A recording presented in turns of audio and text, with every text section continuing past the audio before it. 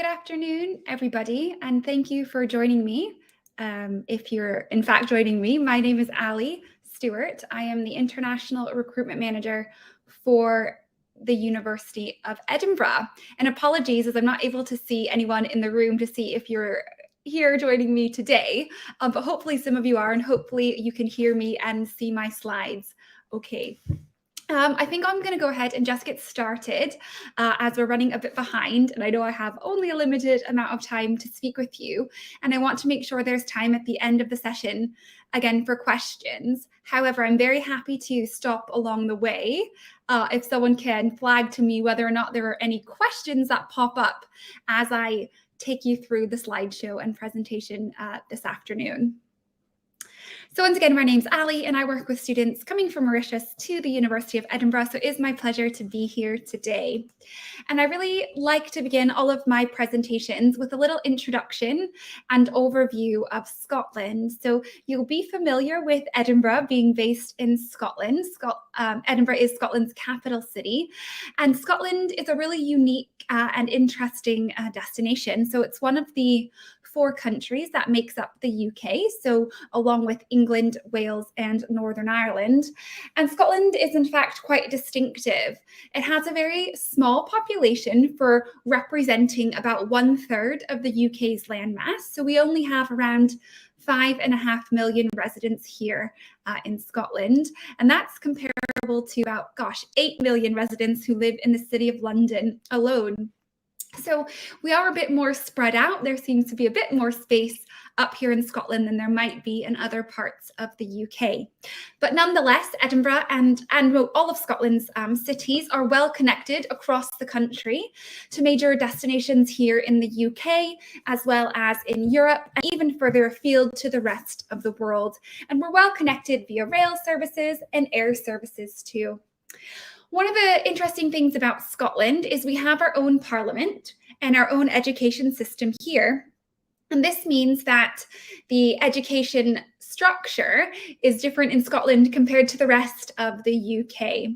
So although we have a large kind of UK government that sat down in Westminster, a lot of the jurisdiction and rules that apply to those who live in Scotland are governed more locally through the Parliament here in Edinburgh. So that means there's a lot of support for our education system, and that includes our higher education system. And this is why you'll find in Scotland, our undergraduate degrees at university level are 4 years long, compared to only 3 years in England. So between Scotland and the rest of the UK, you will find a lot of similarities, but some really unique differences and characteristics too. And one of my favorite things about Scotland, and I hope those of you who visit or who have visited or will visit in the future have found that the people living here are extremely warm, welcoming, and hospitable. They're delighted to welcome people from all over the world, and that includes international students on shore. And we have over 50,000 international students studying across Scotland at each of our universities every year. So quite a warm and welcoming community to join. So as I mentioned, Edinburgh is the city that we're based in, and it is Scotland's capital city. And Edinburgh is really unique because it's rather small in terms of its size, which means it's quite compact and walkable. You can walk from your accommodation perhaps to your lectures. You can walk from the train station into the centre of town and so on. It's quite small in terms of size. However, since it's a major kind of European capital city, it has all of the amenities that you might expect from a major city. So this includes sporting events, festivals, and touristic events. This includes arts, culture, and other activities. This includes great restaurants, great shopping, great universities. It has anything that you would expect to find in a really large capital city with just a fraction of the size. So you can see that our population here in Edinburgh is just over 500,000 residents, and that includes students who make up a really large chunk, about 1 in 10 of our residents here in Edinburgh. And there are 3 other universities in the city, which means that Edinburgh is can be considered a student-friendly place, a student-friendly city. We have a year-round calendar of festivals and events and cultural attractions, and we're dubbed often the festival city, which just refers to our ability to throw a range of events over the calendar year, which attracts a large number of tourists, but also artists, performers, production engineers, and so on. And if you've ever been lucky enough to join or to visit Edinburgh in August, you will see that during that month we host the world famous Edinburgh Festival Fringe. And during that month, the population of Edinburgh triples to over 1.5 million residents. And that's because so many people come to Edinburgh to either participate and perform in these activities, or just to watch and enjoy. So it's a really great time to visit if you're looking forward to doing that.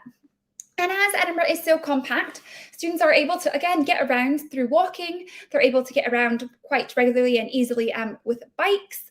And we also have a really reliable and efficient public transportation system and network of buses and trams that can connect you all over the city, including to our airport, which is just a few miles outside of Edinburgh, which also then can connect you much further afield. Okay, so now I will share a little bit of information about, background information about the University of Edinburgh. Edinburgh was founded in 1583 and is considered to be the sixth ancient university in the UK. So being an ancient university puts us in the same category, the universities of Oxford, Cambridge, Glasgow, St Andrews, and Aberdeen. And basically means that we've been teaching and educating students for hundreds of years, coming up on 450 years. So this also means that we teach, or we offer quite a traditional range of subjects that students can enjoy. It also means that there are some quirks or anomalies that you might find at ancient universities that you won't find elsewhere. And one of these is how we title or award our undergraduate degrees within the arts and humanities subjects. So you might notice, if you've done some research on the Edinburgh website, that we award an MA or a Master of Arts for students undertaking their first degree in the arts and humanities subjects. So this might be an undergraduate degree in history, it might be in the language or in politics, for example. And the title, although it is called a Master of Arts, it is a 4-year undergraduate degree. So it is a first degree, and it is not comparable to a master's elsewhere. However, that's the title that will be awarded at an ancient university.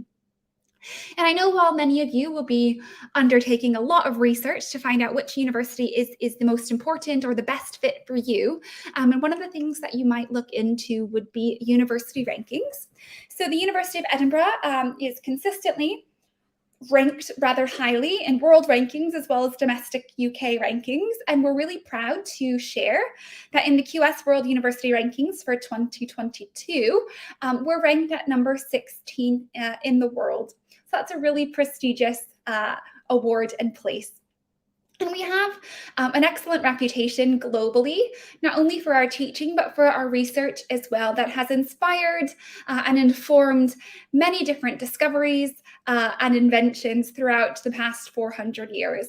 And some of our Edinburgh grads have gone on to achieve Nobel Prizes, the Pulitzer Prize, and lots of others. And we're also proud to have thousands of alumni based all over the world sharing kind of the Edinburgh spirit and our commitment to learning and knowledge.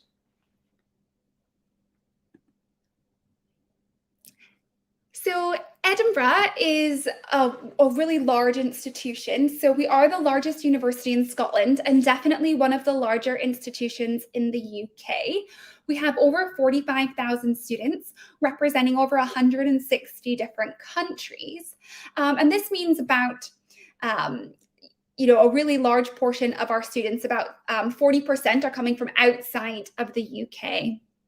And once you arrive to Edinburgh, we offer a range of different student societies and a calendar full of university events that help to celebrate and support our diverse campus community of students as well as staff.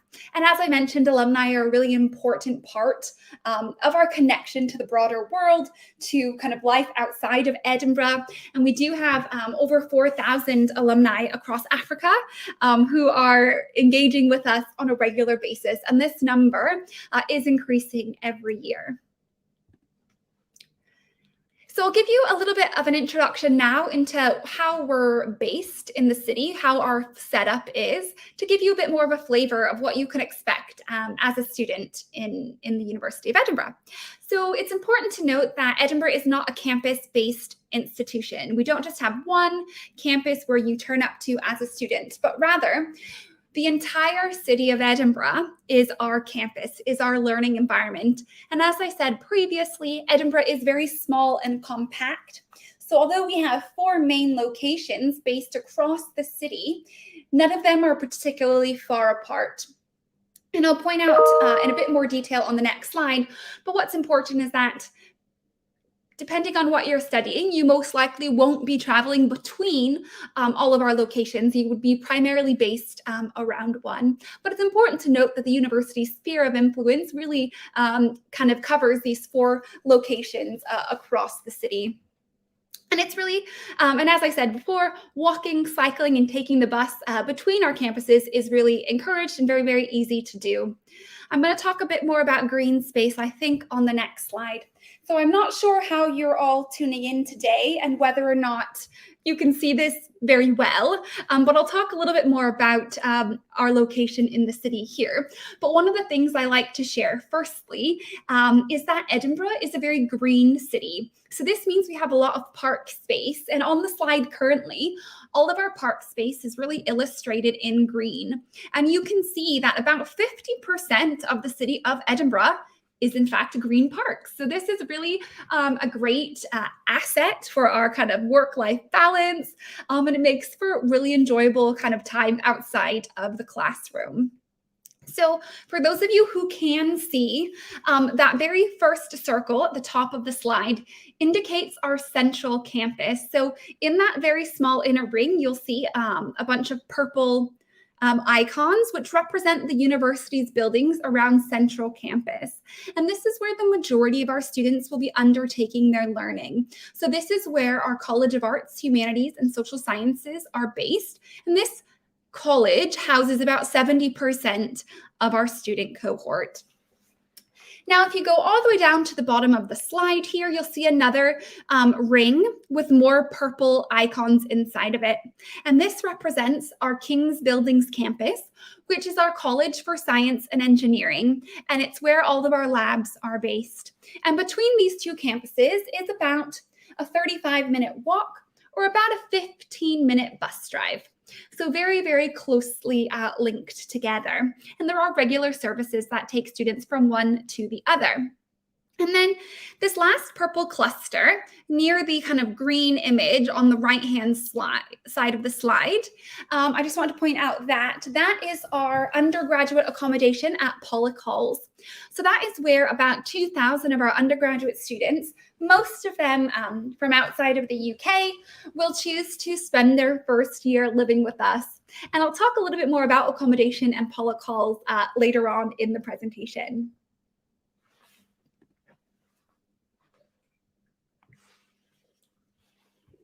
At the University of Edinburgh, we divide our academic subjects into 3 different colleges. We have our College for Arts, Humanities, and Social Sciences, our College for Science and Engineering, and our College for Medicine and Veterinary Medicine.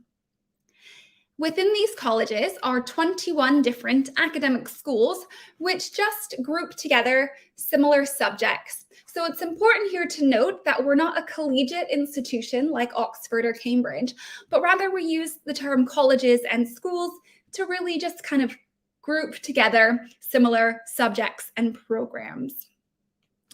Our College for Arts, Humanities, and Social Sciences, as I mentioned, is our largest college, where about 2/3 of our student body will be undertaking degrees in subjects like politics, languages, psychology, international relations, business, economics, architecture, and more. Our College for Science and Engineering is our medium-sized college, where students will study Programs such as physics, astronomy, biological sciences, informatics or computer science, geography, geosciences, and more. And last but not least, our medicine and veterinary medicine college is our smallest college and is where students undertaking direct entry programs in medicine or veterinary medicine will be based. And it's important to note, I don't think I said this on the previous slide, but we have bespoke teaching areas for medicine and veterinary medicine, and they're located slightly outside of town. So where our medicine students will be based is in Edinburgh's Bio Quarter, which is where the main hospital here in Edinburgh is located. And our vet students undertake most of their studies at the Royal Dick School for Veterinary Studies, which is located just slightly outside of town, about a 15-minute bus journey, and on the same location as a facility for small animal care. So it means that students can learn in a really practical way, and animals can be treated in a large kind of open space. So across our undergraduate portfolio, we offer just around 400 different degrees across about 58 different subject areas, many of which are interdisciplinary. So hopefully there is a subject or an undergraduate degree program that you're interested in. And then we do offer 2 11-week semesters with exams at each end of the semester. So you'll be finishing up your semester before the Christmas holidays, and then again in May. So I want to take a little bit of time just now to speak in a bit more detail about the undergraduate degree structure here in Scotland, because it is different, as I mentioned, to the rest of the UK. So I'm sure many of you will be familiar with the 4-year duration of the Scottish degree, and this is typical across all undergraduate programs in Scotland, with the exception of direct entry or professional programs such as medicine or veterinary medicine. However, the reason we offer a 4-year undergraduate degree here in Scotland is because we want to offer students flexibility and choice of subjects. And this is available to them over their first few years. So a student on a program studying history can choose to study additional subjects completely related or unrelated to history as they so choose. And this might allow you as a student to try or sample something new. It might allow you to kind of dive deeper into a topic that you already are familiar with. It gives you the option to kind of tailor the learning experience a bit more.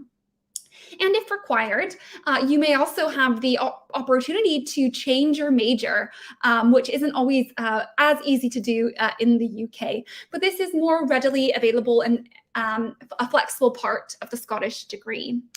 And then, of course, you will specialize definitely by your 3rd year and then into your 4th year. So we do like to say that the Scottish degree has kind of breadth of study over your first 2 years. So a broad range of options for you over years 1 and 2.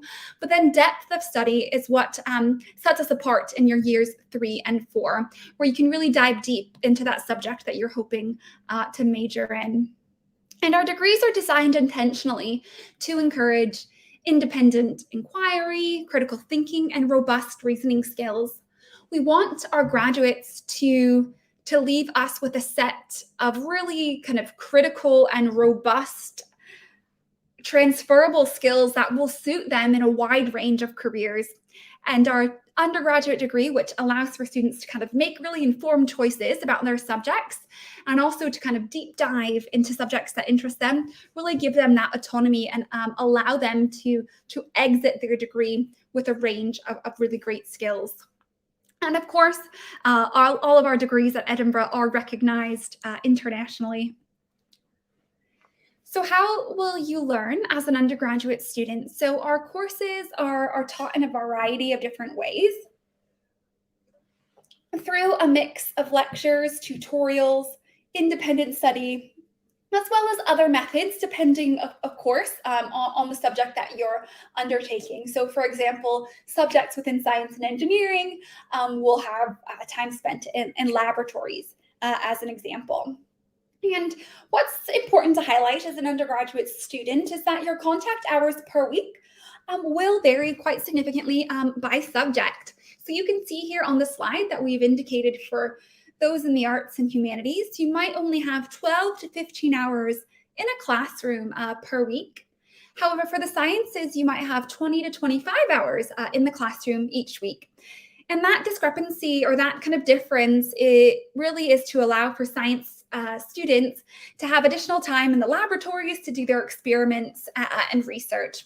However, across the board, no matter what you are studying, we do recommend students approach each week and commit 40 hours of study or 40 hours to their studies each week.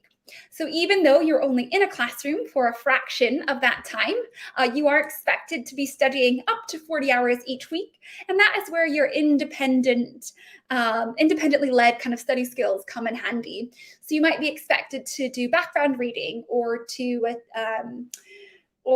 prepare an essay or to work on a group project as an example. And then all of our courses are assessed in different ways, and that could be through regular coursework throughout the term or through examinations at the end. And this will all be clearly stated when you sign up for a particular program. And just in case there's anyone who is interested in postgraduate study today, or if any high school students are thinking that far ahead, I just wanted to touch on a few options that we have at Edinburgh for graduate study. We have a range of degrees, including taught and research degrees, which allow you to get a bit more in-depth study into a particular subject. So a taught degree at a graduate level is typically 12 months in duration, and that's a full academic year, a full 12 months, a full calendar year, and is usually a curriculum-driven experience, which culminates in a period of independent work submitted as a dissertation. So 2/3 of the program is taught. You're sitting in a classroom, you're attending lectures, you're developing your knowledge about a particular subject. And then the last third of the program is you doing independent research, which you then submit as a dissertation. But we also offer research degrees. So an MSc by research, which is also a year in duration, would be quite the opposite, where you don't spend any time in a classroom, but you spend the whole 12 months working on a research-driven problem or subject that you're preparing and undertaking training for. And of course, we also offer PhDs, which are highly specialized, usually 3 years or more of independent research training, which again culminates in the submission of a thesis at the end.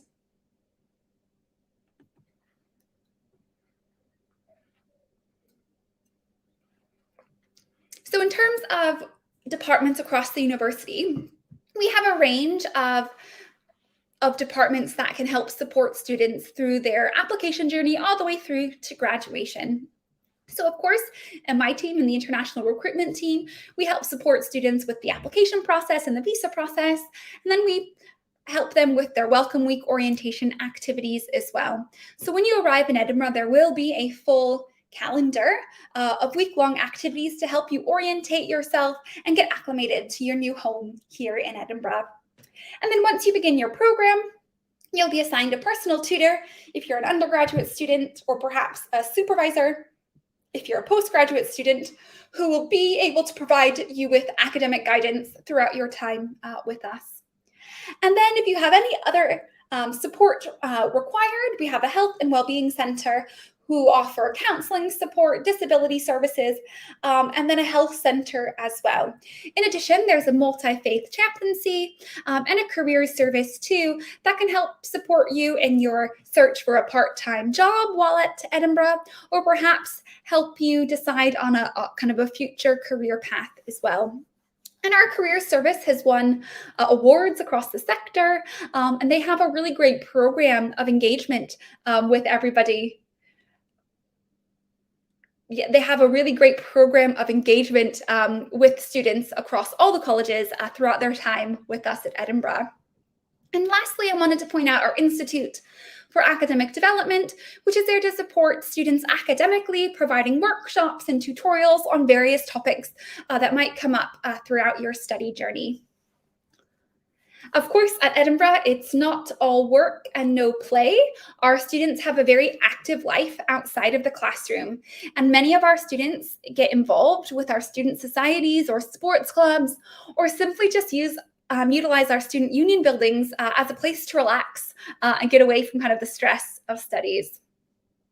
We offer around 300 student groups and societies, which are all student run and cover a wide range of topics that include kind of leisure activities as well as kind of national societies or cultural societies where students might want to learn more about a particular group. And then we also have a range of sports teams, including performance sport for student athletes. And our sports clubs offer a range of different teams. So each club would have a team for beginners, so someone who, for individuals who have never played a particular sport before, as well as a team for those who kind of more elite athletes who want to compete at a higher level. And then, of course, Edinburgh is also a very student-friendly city. There's regular comedy nights, pub quizzes, festivals, outdoor markets, and other ways to engage locally with the community to make the most of your time in the city. And just to touch really briefly on our accommodation, we do have a range of accommodation facilities that are all centrally located in Edinburgh city centre and really close to our teaching facilities. So I mentioned earlier that Paula Calls, which is pictured here, is a top choice for undergraduates coming from outside of the UK. And this is because at Paula Calls, you have the option to have a catered meal plan, which means meals would be included, breakfast and dinner, every day of the week. But we do have a range of housing options if that doesn't interest you, that might suit your preferences or budget better. So this would, of course, mean in some of our facilities, you can choose to not have the meal plan. You can also choose to share a bed or not share a bedroom, or to have your own bathroom or to not have your own bathroom. So a range of preferences really to suit your requirements. And no matter which accommodation facility you select, all of them are kind of governed by a residence life team who offer a range of welfare and support and social activities and really make sure you're enjoying to the best of their abilities your time in our accommodation halls. And I also like to point out that all international undergraduates are guaranteed housing in their first year, as long as you apply by all of the relevant deadlines. Okay, so really briefly on how to apply to Edinburgh. So we do accept application from all well-qualified applicants. All applications must be received through UCAS for undergraduates, and you can apply directly for postgraduate programs. With the UCAS application, it's really important that you include your qualifications, perhaps your predicted grades, but also your personal statement and academic reference. And again, we would encourage applications from students who meet or exceed our kind of minimum entry requirements, which are based or which are listed on our website. So you can see these on each of our program pages. It will be clearly laid out what the requirements are under the tab that says entry requirements. So I know I'm running quite quickly out of time, and I want to make sure there's an opportunity for questions. So I'll briefly touch on scholarships. We do have some merit-based scholarships available for a limited number of programs. However, to be completely honest, there is a really limited number of scholarships available for undergraduate students, and these do change every year. So what I would recommend is that you look at our scholarship search tool, which is on our website, and it allows you to input your personal details, where you're from, what you want to study, and it will list all available scholarships that we're aware of that you might be able to apply for. Okay, so I think I'll finish up just now. One thing to highlight is if you're interested in learning more about Edinburgh, I would really encourage you to take a look at our website. We have a chat function or feature called UniBuddy, which many other universities have as well, which allows you to kind of chat directly with one of our current students. And one of the great things about the UniBuddy platform is that you can tailor or you can request who you're speaking with. So perhaps you want to speak to a student on a particular program, a student studying history, as an example, or perhaps you want to speak to a student who has traveled from Mauritius or Africa to study at Edinburgh, and you can do that too. So it allows you to kind of chat to students in real time to ask them all of your kind of pressing and urgent questions. So with that, I will finish the slideshow. Once again, thank you for listening. My name is Ali Stewart. I didn't see any questions or hands up during the presentation. However, if someone would like to ask a question, please do.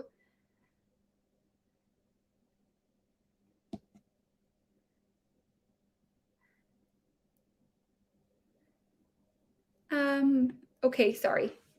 Are quite these questions in comments. Can I switch my, are these questions for me? Yes. Yes. Okay. Can I switch my major from one department to another? Yes, that can happen in some cases. As I mentioned earlier, with the degree structure in Scotland, it is more flexible than in other countries. So at times, yes, you can. So for example, if you were studying history, but you took an outside class in philosophy and decided in your second year that you would rather study philosophy than history, that is most likely very possible to do. Yes. There are some caveats, of course. You can't switch into things like medicine or law or some of the other professional degrees. But for the most part, yes, that is possible.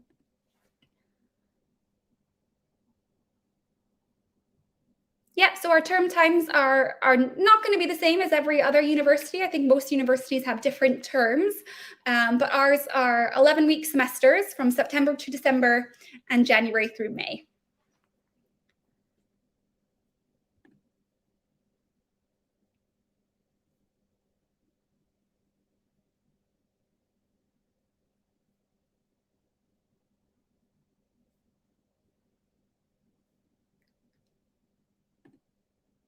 Okay, I don't think I see any more questions.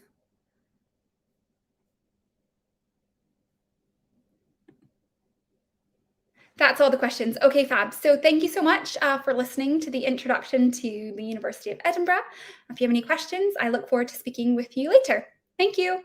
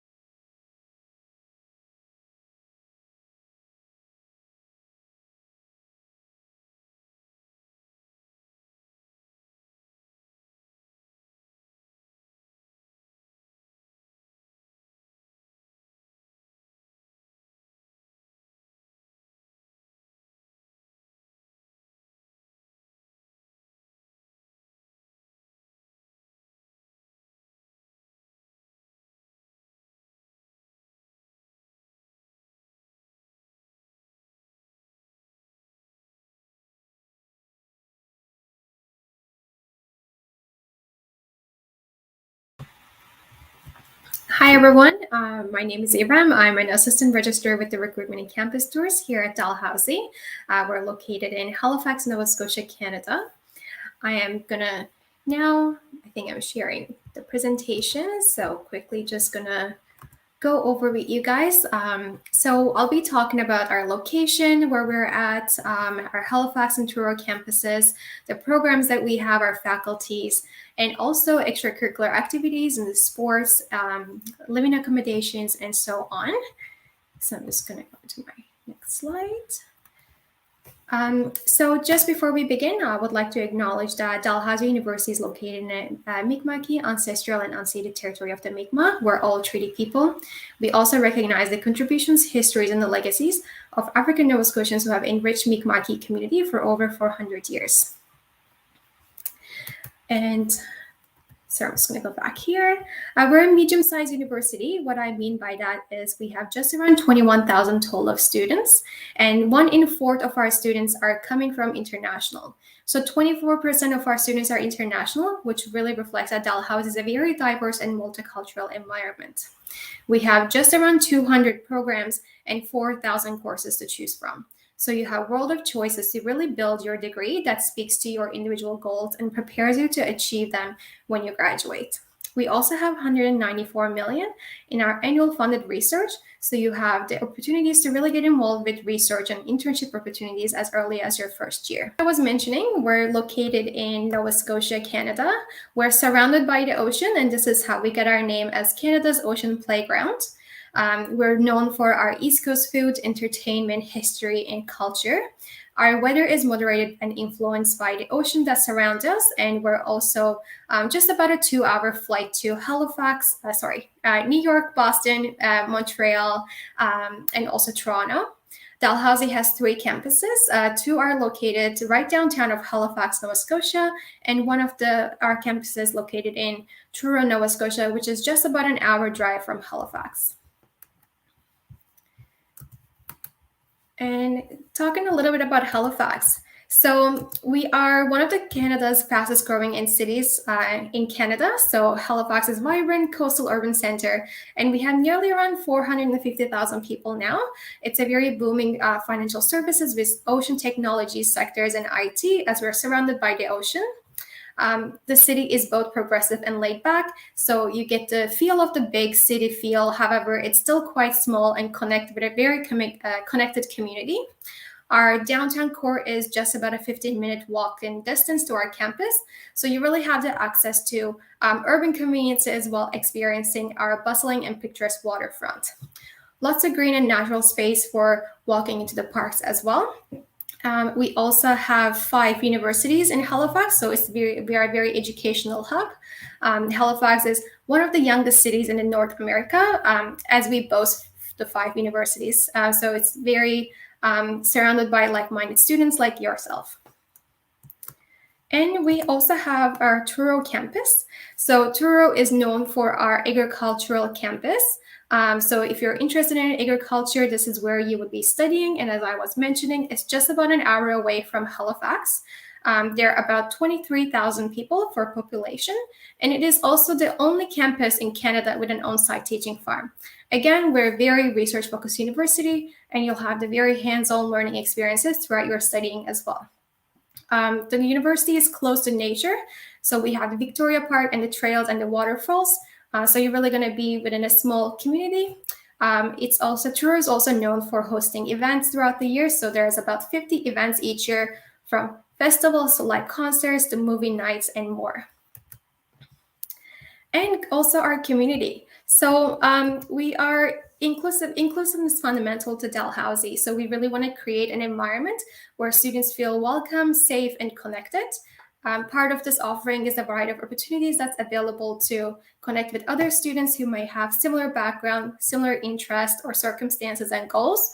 So you can find resources and support services that's specific to the communities. So such as some examples are Black Student Advising Center, Indigenous Student Center, International Student Center, LGBTQ+, Spiritual Connections, and many more communities that's available to all our students as well.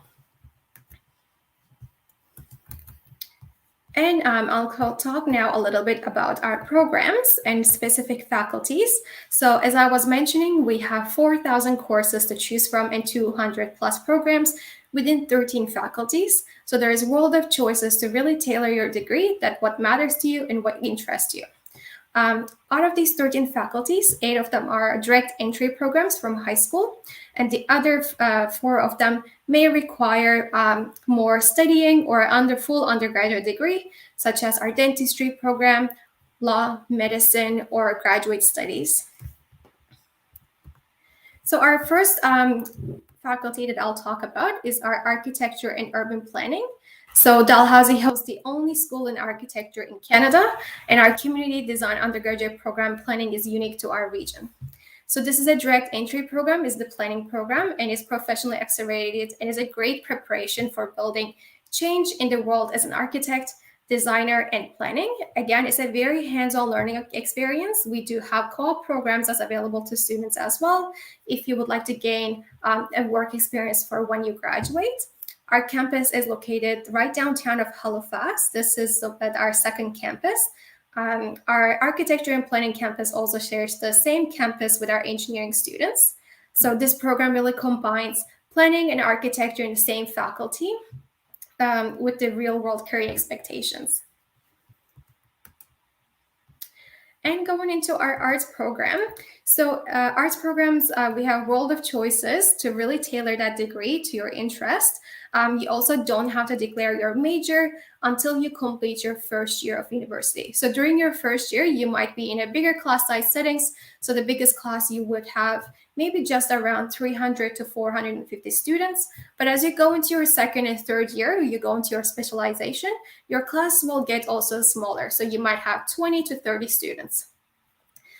We also have Fountain School of Performing Arts. So if you're interested in going into music or theater, costume design, which is unique to our region, you're able to do that as well. Another thing is we're right next to University of King's College, and I'll talk about University of King's College in a little bit. But as a Dalhousie student, you're also able to, we have a unique partnership with them that you're able to take some elective courses or even access their gym or library as well as a Dal student. And again, experiential learning opportunities like field courses, research, community services, learning experiences, simulations, and all of those are available to our students within the classroom and gets you develop a job ready resume. And our computer science, Faculty of Computer Science, so largest center of computer science education and research in Atlantic Canada. We have 2 distinct programs, which is applied computer science or computer science. So within the applied computer science, you would be more so focusing on software development, database, project management, privacy and security. It's more on the management side. So you're focusing on technical skills and business management skills, prepares you for a more public-facing roles.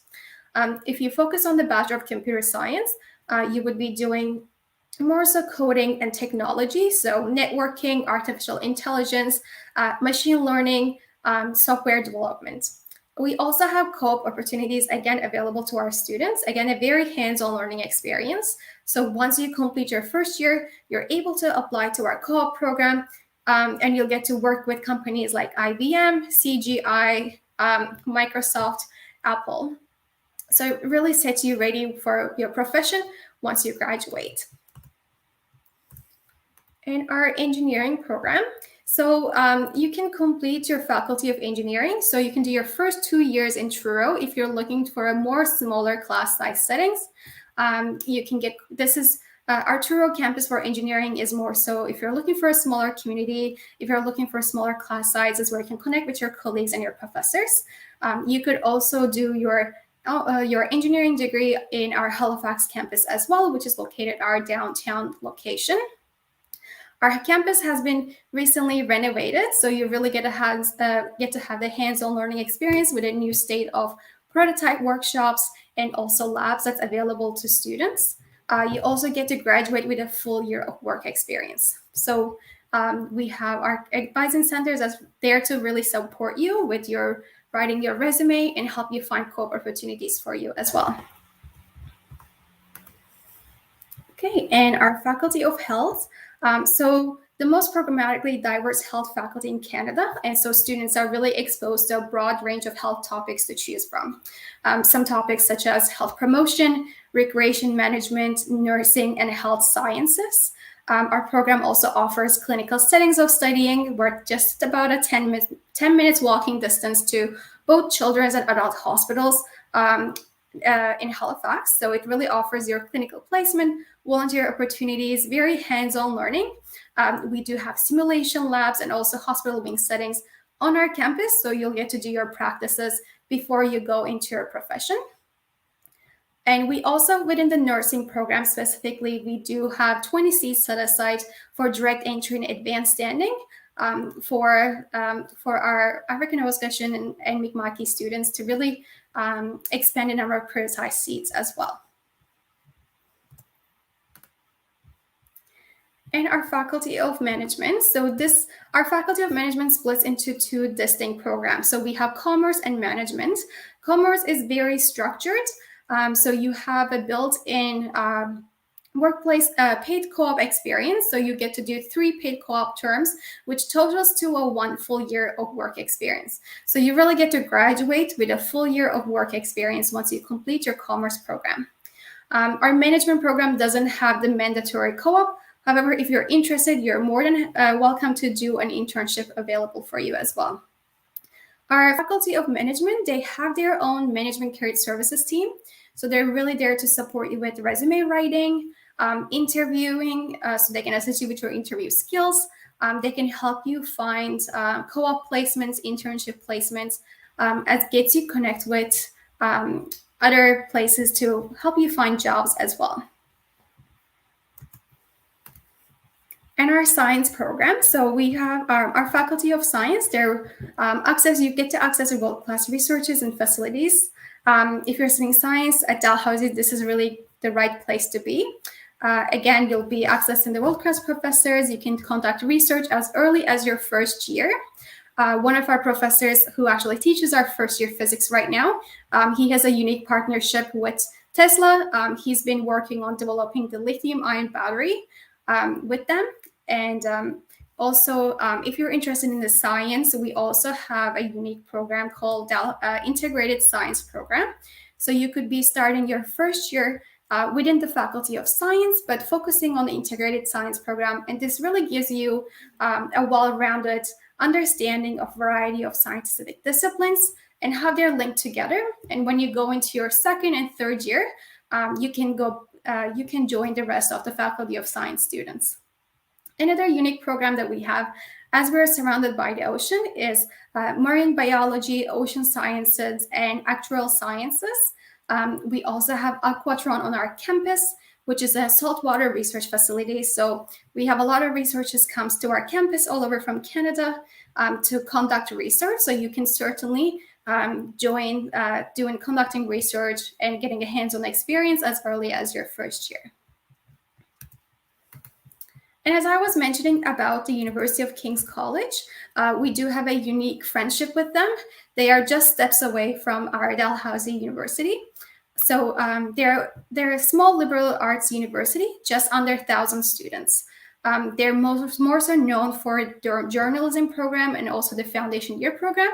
In the foundation year program, they would be focusing more so on broad understandings of intellectual development, philosophy, history, literature, drama. So the first year program really makes the students ready to go into their second year and the third year of their focus. And again, as a Dalhousie student, you're also able to take advantage of taking some unique elective classes at the King's College and access their gym and access their library as well. And I keep saying that we get to learn with the very hands-on learning experiences and the co-ops and internships available. So what I mean by learn by doing is that you really get to put your skills and knowledge that you gain in the classroom in a real-world setting. So we have co-op opportunities, internships, practicums, research projects, and voluntary experiences that's available to you in all of our programs. And when I keep talking about the research, we're also Atlantic Canada's only member of Canada's group of top research universities and an idea engine for our region. So as a student, this really means that you'll have the opportunity to get involved and deep dive into the topics that matters you the most. Our researchers also partners with our industry, community, and the government to really solve the complex global issues. So we're a national and international leader in advanced materials, clean technology, and focus on United Nations Development Goals. And as an international student, you'll also have the opportunity to study abroad as well. I would like to mention that I came to Canada as an international student. I'm originally from Turkey. I completed my undergraduate degree at Dalhousie. And throughout my studying time, I was also able to do research and study a term in Cuba, learn a new language, and conduct research. So this really gave me a great opportunity to see other places and also broaden my horizon. So as a student, you'll also get a chance to do an exchange or study abroad. You can also do your co-op placements abroad or back home or any other country or even in Canada as well. So you really have the opportunity to get involved and expand your skills and your knowledge and travel to other places. Our international center is able to assist you with your work permits, your study permits. They can assist you with settling in Canada, finding accommodations, also helps you with our exchange and study abroad programs as well. And studying at a university is not just about academics. So another thing that's really important is throughout your studies, you're going to be getting involved, meeting new people, joining clubs and societies, joining athletics, because not just only academics, but taking care of your mental health and physical health is also important. So as a student coming directly from high school, you are guaranteed a residence place as long as you do submit your application before the deadline. The deadline is May 15. It is also on our website as well. So if you go to dal.ca/residence, you'll be able to learn about the upcoming deadlines for our residence applications. Most of our rooms are a single room. However, if you are interested in having a roommate, we do have double occupancy as well. Our residents are more than just a bed, Wi-Fi, and a desk.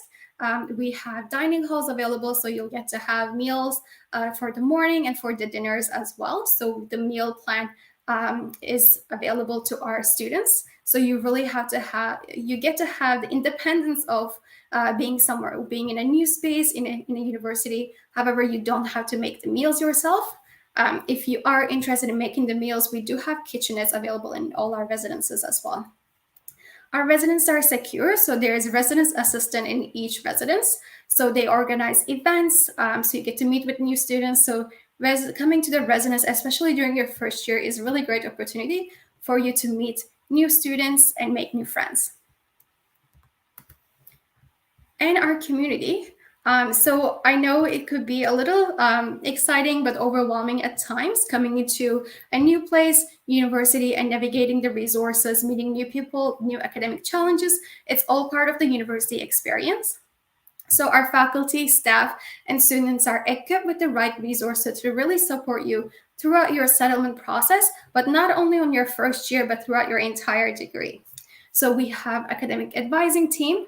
So you can meet with an academic advisor to talk about the programs and the major that you want to do. They can really assist you with the courses that you need to take. You can join athletics. So we have 3 different athletics teams that you can join. We have varsity, clubs, and intramurals. You can also take advantage of our Dalplex, and which I'll talk into in a little bit. We do have health and wellness. So as a student, you have the option to opt in or out of the our health plan. So we have on-site nurses, doctors, and a same-day counseling that's available to students. We do have the International Student Supports, International Student Center, and as I was mentioning, they can help you with organizing events, help you meet with new students. They can assist you with your accommodation, finding apartment, or helping you out even with your study permit. We do have jobs and career counseling, mental health support, and many more opportunities to get involved. And you can also learn more about our opportunities at dal.ca/campus life. And as I was mentioning, you do want to focus on academics, but it's university experience, not only academics. So there will be times where you want to put the books aside and you want to get involved get involved with your community, meet new students, and take care of your mental health and physical health. So we have the extracurricular activities and athletics that's available to students. So we have more than 400 diverse clubs and societies to choose from. And if you don't find something that interests you, you can always create your own club or society as well. And there are opportunities for volunteer experience, leadership skills, or even working part-time on campus. That's available to students too. And you can also distress and stay active at our brand new facility at Delplex, which is our athletic facility. You'll find more than 200 pieces of strength training equipment, 70 cardio machines, indoor running track, Olympic-sized swimming pool, rock climbing, and more than 25 fitness studios and fitness classes. We have basketball courts, tennis courts, volleyball courts that's available to students at our facility. Also, as a full-time student, you'll get to have the access to our athletic facility for free. And if you prefer to join any athletics, so for varsity teams, if you like to do competitive sporting, on our Halifax campus, we also have basketball, cross country, hockey, soccer, swimming, track, volleyball, and many more available. If you wish to go into our agricultural campus in Truro, we also have badminton, women's volleyball, soccer, and many more sports that's available for you to join as well. And if you don't think that you want to do anything competitive, but you still want to play sports, so you can always join clubs and intramurals as well. So some opportunities like baseball, field hockey, lacrosse, rugby, sailing, ultimate frisbee, and many more that's available to students. And so let's start looking at the cost that you'll need to consider when preparing for university. So finances are a major factor that can really impact your decision, and the expenses can depend on your lifestyle and the level of enrollment. So the cost of your studies will vary based on the number of factors, such as the course selection, so what kind of courses you're enrolled in, which program you're enrolled in, number of classes you're taking. Most of our students do take 5 classes per semester, so 10 classes in total within a year. Unless you would like to take classes in the summer as well, you can certainly add more classes in the summertime. Your textbooks and supplies, also if you're an international student, if you're a domestic student, living accommodations, such as if you're staying in residence, do you have a meal plan? Are you staying in a single room, double occupancy room, or if you're staying outside of a residence, if you're renting an apartment, your transportation and entertainment and lifestyle. So they can all depend on the cost of your education that you want to consider.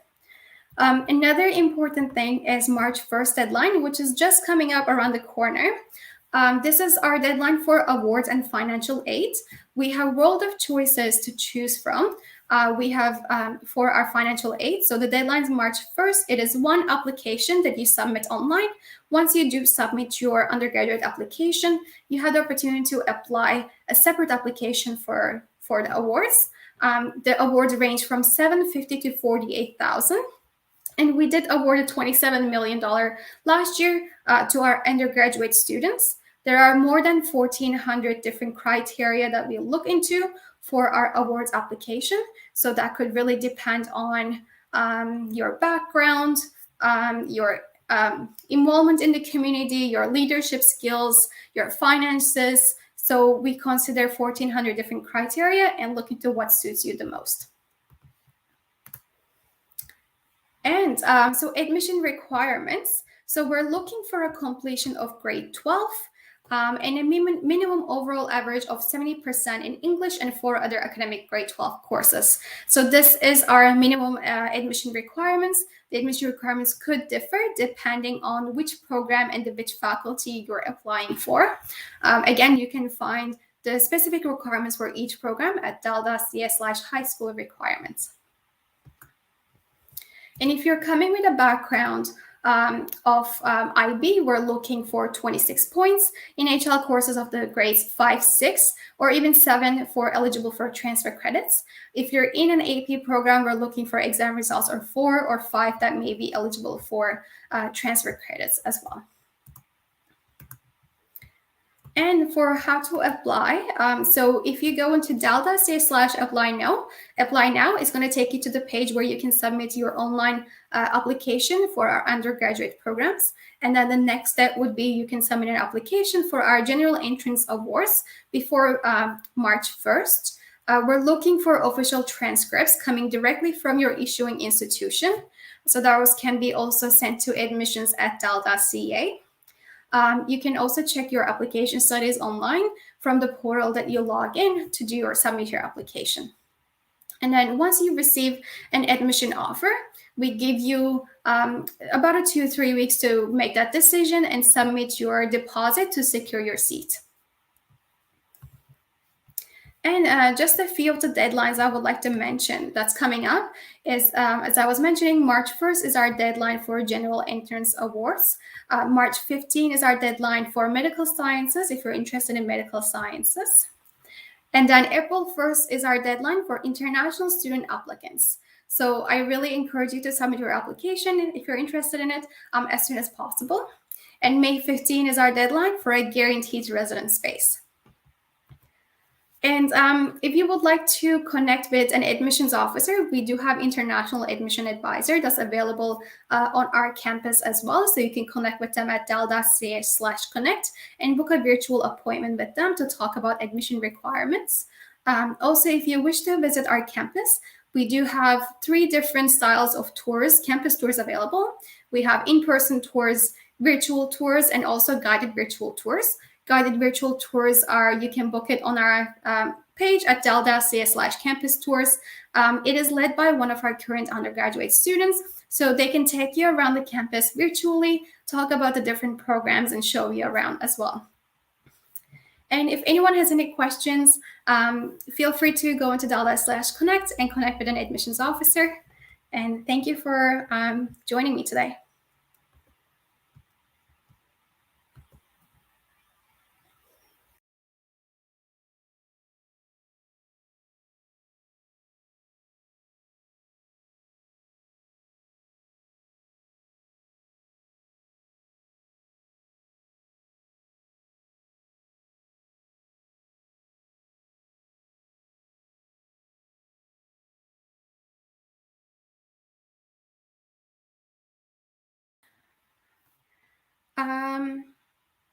So residence is guaranteed. So you can have a residence space available to you on campus if you do submit your residency application before the May 15 deadline. As an accommodations available off campus, yes, we do have, you can rent an apartment if you're interested in just renting an apartment. You can rent just a one bedroom apartment or share an apartment with other students as well. You can also get the support finding accommodation in our international center as well. They can really support you with finding accommodations if you do prefer to stay outside the campus.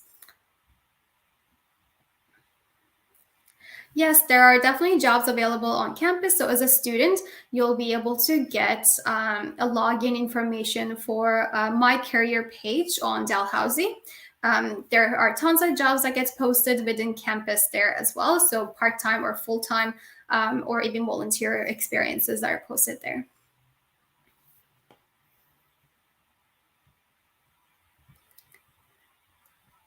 And I think the last question is, are there sport facilities?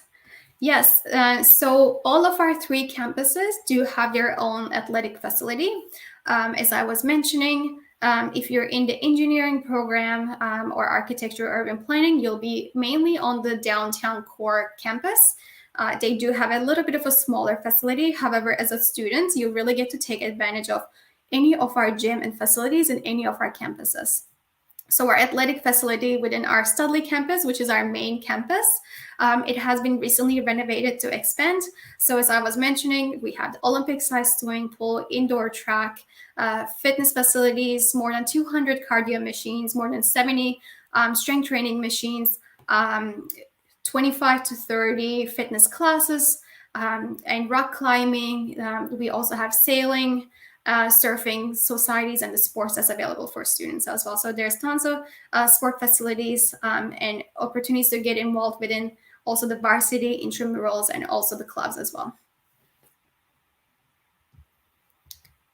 Okay, I think that's all I'm seeing there. Well, thank you. And again, if anyone has any questions, please feel free to connect with us at dell.cs/connect. Thank you.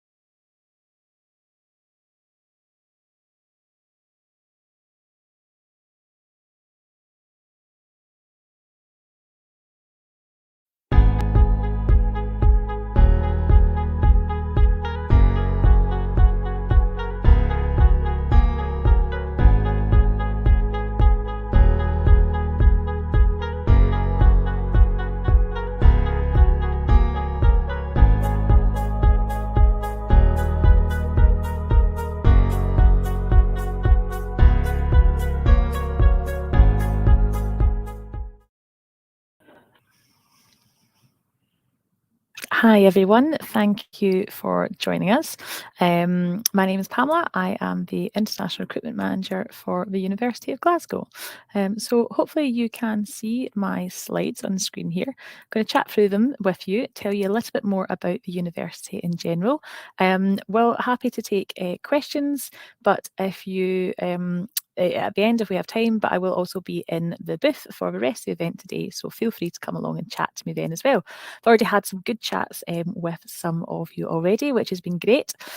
Very sad that I can't be in Mauritius, really missing my travels, so hopefully it won't be too long till I can get out and get a little bit of sunshine that we're missing here, but otherwise hopefully you will be able to join us even sooner.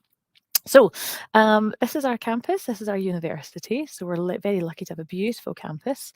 So the University of Glasgow has been around since 1451, so we're actually the fourth oldest university in the English-speaking world. We are ranked in the top 100 universities in the world in most of the rankings, so well known as well as being very old, very well known. And we're very proud to have been voted Scottish University of the Year this year. And 2 years ago, we were UK University of the Year.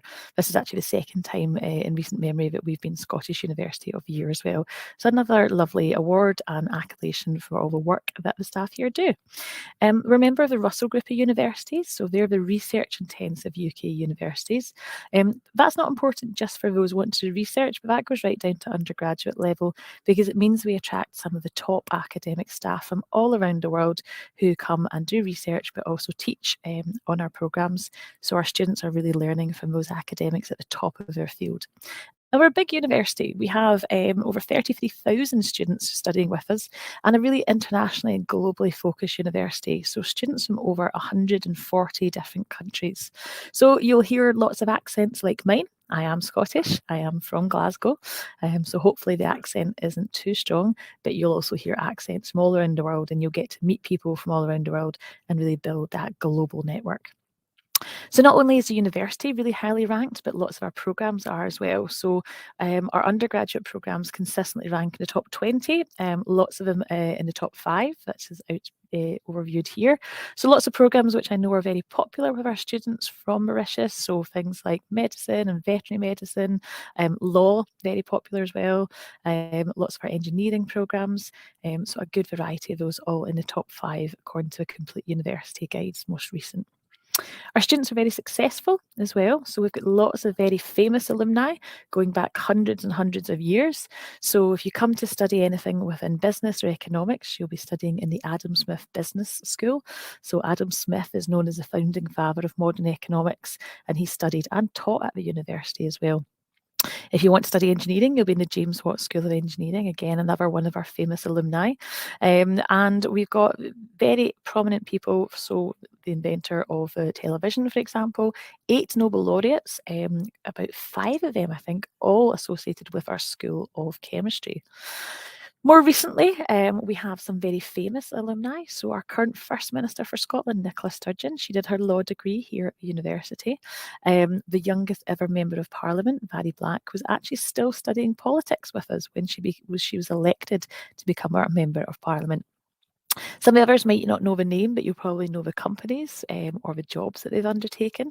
We also, as well, one of our alumni is the chief executive of Pfizer, who obviously have just developed the Pfizer biotech COVID vaccine as well, which has made such a huge difference to so many of us. So, as I said, we're so proud of all the achievements that our world-changing alumni have achieved, and we want to welcome you to become our future world changers. So, where are we? We are based, as I said, in Scotland. So, this is some of the beautiful Scottish countryside. So, Scotland has been voted the most beautiful country in the world many times. So, there's lots to do in the country, lots of great outdoor activities. So, if you're into your mountain climbing or winter sports, we've actually had a little bit of snow this morning, which is unusual. But if you go up north, you'll be able to go skiing now as well. So, lots of things to get involved with, lots of beautiful lochs, which is our name for lakes. So, you can go wild swimming, a little bit colder than the seas are in Mauritius, but you can do that, or kayaking and such. Huge bit of culture and history in the country as well, which we're very proud of. So Scotland has a very distinct culture within the UK. we really celebrate that. So lots of festivals, lots of things around our arts and music, and great history and architecture. Lots of that is based in here in Glasgow, which is the city that we're based in. So Glasgow is the largest city in Scotland. It's not the capital. That is Edinburgh. Oh, sorry, my slides have jumped about a little bit. But the capital city is Edinburgh, but Glasgow is the largest city and one of the largest cities in the UK. We have been consistently voted one of the friendliest cities in the world as well. And lots of our students feed that back to us as well. So I'll always tell you, if you get lost in Glasgow and you stop and ask someone for directions, they won't tell you, they'll just take you there. So lots of really nice, friendly, helpful people here. We are one of the cultural and creative centres of the UK. So those of you who may be interested in media, there's a big broadcasting here. Lots of films are currently being filmed here. So Batgirl is currently being filmed in the city. So keep an eye out for that. We have hosted lots of big international events, the Commonwealth Games, the European Games, international athletics, lots of football and rugby happens here as well. We're a UNESCO City of Music, and the event space you can see in this picture is the Hydro, which is the 4th busiest arena venue in the world. And most recently, we hosted COP26, which was the UN Global Climate Change Conference. That was hosted in our dear green city of Glasgow. And Glasgow is known as a dear green city because of all the parks and public gardens that are here as well. So it's a great city, lots to see and do here, very accessible to other parts of the UK and Europe as well, and very accessible to the world. So Emirates fly daily from Dubai. You can transfer via London, Paris, Amsterdam very easily. Only a 1-hour flight from London. So within the city, we are based in the West End. This is our beautiful campus. So our main building here, our Sir George Gilbert Scott building, is quite a famous landmark in Glasgow. This is where our business school is currently based. This is where you will graduate from. So we have fantastic graduation ceremonies. You and your family will be invited to take part. Once you graduate, you will follow a procession where you'll be led out by a Scottish bagpiper into the cloisters. So it's a really great day and a fantastic celebration of your achievements. So you can see our spire from across the city. So a really famous landmark. One of the most important buildings for our students is our library. So we have one of the biggest university libraries in Europe. It's located over 13 floors, open 19 hours a day, 24 hours a day during exam periods. So no excuses. You can't say you couldn't access it. And fantastic study spaces here for you, and great staff to support you as well. Our Fraser building on campus is where our kind of central student support services are. So our inquiry team are based here, and also our dedicated international student support team, who will help you from before you arrive, so they can provide visa guidance. Although if you apply for a campus abroad, they'll be able to give you and guide you through the visa application process. But they also, our international student support team, also organise our welcome and orientation program, and they're there for any issues you have throughout your time on with us. And this space, which used to be a car park, is our brand new James McEwan Smith Learning Hub. So that just opened in the last year. So it's a fantastic new space. This is it outside. I got a sneak shot of it. So this is part of a massive campus development plan that we are undertaking at the moment. So it's a £1 billion programme of investment. So it's the biggest expansion of a UK university city campus for over a century. So first building that opened is our James McEwan Smith Learning Hub. So that's really state-of-the-art learning and teaching facilities right in the heart of our campus. That's open. Our students are loving it. Our teaching staff are loving it. Our Advanced Research Centre is our next building, which will be opening in just a couple of months. Our business school, a new business school, is also being built. So it's a really exciting time to come and join us, because not only do you get to experience these beautiful old historic buildings, pretend that you're studying at Hogwarts, but you also get access to these state-of-the-art brand new facilities as well. So it really is the best of both worlds. So what do we offer? Well, we offer a huge amount of programmes. At undergraduate level, we have over 600 different degree combinations in lots of different areas, and over 300 postgraduate master's programmes, as well as research programmes as well. Broadly speaking, we offer just about all subject areas. There's a few notable exceptions, such as chemical engineering, for example, pharmacy we don't offer, but apart from that, there's very little that is not within our portfolio. So everything from the kind of the arts and humanities, social sciences, right through to medicine, sciences, engineering, education, for example. This is another sneak shot outside our new James McEwan Smith Learning Hub. So just to make a couple of things clear, so when we talk about undergraduate degrees in Scotland and at the ancient universities such as Oxford and Cambridge, we talk about in the colleges of arts or social sciences, we call them Masters of Arts. Now they are bachelor level qualifications. We've just been doing this for nearly 600 years, so it's a little bit of a quirk. So don't worry if you see an MA or an MA SocSci, which is a Masters of Arts and Social Sciences. It's still an undergraduate degree, and that's just what they're called. If you're coming into our College of Science and Engineering or our College of Veterinary Medicine, Life Sciences, it would be a Bachelor of Science, so a BSc is standard. So one of the quirks of the Scottish system is the fact that we offer a 4-year degree structure. So you have the option of doing either a single honours or a joint honours. Now, in our subjects such as life sciences and in engineering and medicine and professional degrees, it's only a single honours. But for all other subjects, you will have the option. So how that works is every subject or every degree in first year, you will take 3 subjects. So for example, here, this is somebody doing a Bachelor of Science in physics. So in first year, they'll take physics, chemistry and astronomy, for example. And you choose your second and third subject when you come to enrol.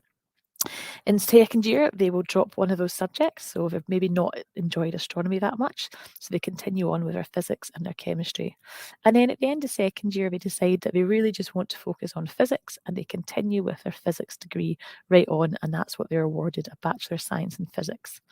Now, this student actually might have come in to a bachelor's degree in physics, but then decided in first year they actually really enjoy chemistry and they were not really enjoying physics. That's okay. They could drop the physics and continue on with chemistry instead. So it gives them that flexibility.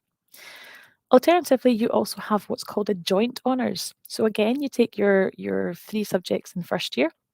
You'll carry on 2 of them to second year as well. You'll pick up another first year subject just to keep your curriculum nice and broad and learning lots of different things. But at the end of second year, this student has continued to really enjoy both economics and politics. So they can continue into their honours years 3 and 4, studying both subjects. And they will come out with a degree in both economics and politics. Now, this is not 2 degrees. It's not double the work, and it just means that you will focus on the core modules for each and take less of the optional modules. What that does is, again, it gives you that flexibility and it also opens up lots more opportunities for you once you come to graduate and looking at future employment opportunities. So it's a real key focus for us of the Scottish education system is that flexibility. Many of the subjects you choose to do at university you won't have studied previously. You think you might enjoy them, but actually it turns out you don't. So you're not locked into that degree too early, which is really good. You can also do study abroad as part of those degrees as well. So usually in your third year, you could do a semester or a full academic year at one of our partners overseas. So in general, for entry to our undergraduate programmes, if you're doing A-levels, we're usually looking for some of our programmes will take BBB, but usually a strong application will be ABB right up to AAA. If you are looking at things like medicine, dentistry, law, they will be needing straight A's across the board and in some instances an A star at least. We also accept that international baccalaureate, so for the diploma programme, usually between 32 and 38 points.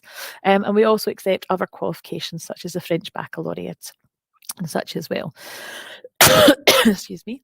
If you're applying for a master's programme, usually for most of our programmes, we're looking for a 2-1, so an upper second class honours degree, or a GPA of 3 out of 4.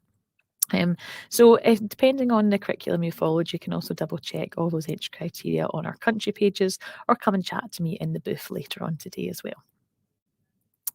In terms of English language, so most of our programmes will need the equivalent of an IELTS academic score of 6.5 or above, but we accept lots of other tests, including the TOEFL. If you've done IGCSE English or IB or A-level, then we can accept that as well. You don't have to do those additional tests. Some of our programmes at postgraduate level in the College of Arts will need an IELTS 7.0, and our School of Law for postgraduate needs 7.0 as well. But otherwise, it's generally 6.5 with nothing below 6.0 in the subtests. more photos here of all our new buildings, which is exciting. So in terms of applying, if you're an undergraduate student, so you're just coming out of school, you can apply to us via UCAS. So UCAS is the University and College Admissions Service. It's what nearly all UK universities will use. So you can apply to 5 different programmes or 5 different universities with a 1 application fee. And again, Campus Abroad can help you with that application. If you're applying for September this year, most of our programmes are still open and will remain open until the 30th of June, but we would encourage you to apply as early as possible because it has been a very popular year, so places are filling up fast. If you're thinking about September next year, then applications will open in this September. If you want to apply for medicine or dentistry, you need to apply by the 15th of October. And everything else, we would really recommend the equal consideration deadline at the end of January. If you are a postgraduate student, then you just apply directly via our website. And again, Campus Abroad team can help you with that application, and you can apply for the individual programmes that you want to apply for. There is no application fee for postgraduate apart from our Adam Smith Business School, which is a £25 application fee. Everything else is free to apply for. For UCAS, there is an application fee. I think it's around £36, and that allows you to apply for up to 5 different universities there as well. In terms of tuition fees, so you will find, because we are a Russell Group University, a World Top 100, we do have quite high tuition fees. So for undergraduate, that ranges from just over £20,000. Most of our programmes will then range up to £24,000. Our clinical programmes, so veterinary med, dentistry and medicine, are much more expensive, obviously, and those fees are outlined there. These fees are per year. So all our programmes are 4 years in duration, apart from, again, those clinical programmes, which are 5 years in duration. For postgraduate students, our masters are 1 year, and again, fees will vary by programme, but generally from around £20,000 up to a maximum of £30,000 as well. We do recognise that academic excellence should be rewarded, however, so we do offer scholarships. So for undergraduate students, when you apply to us, if you're applying directly from school, then we will look at either the grades you've achieved so far or your predicted grades. We have our Undergraduate Excellence Scholarship. This is a £7,000 scholarship per year of study, so it's generally around about 30% discount. And you get that for each year. So over the 4 years, it's a £28,000 scholarship. That scholarship is not open to dentistry, medicine or vet med. Unfortunately, there's no scholarships for that.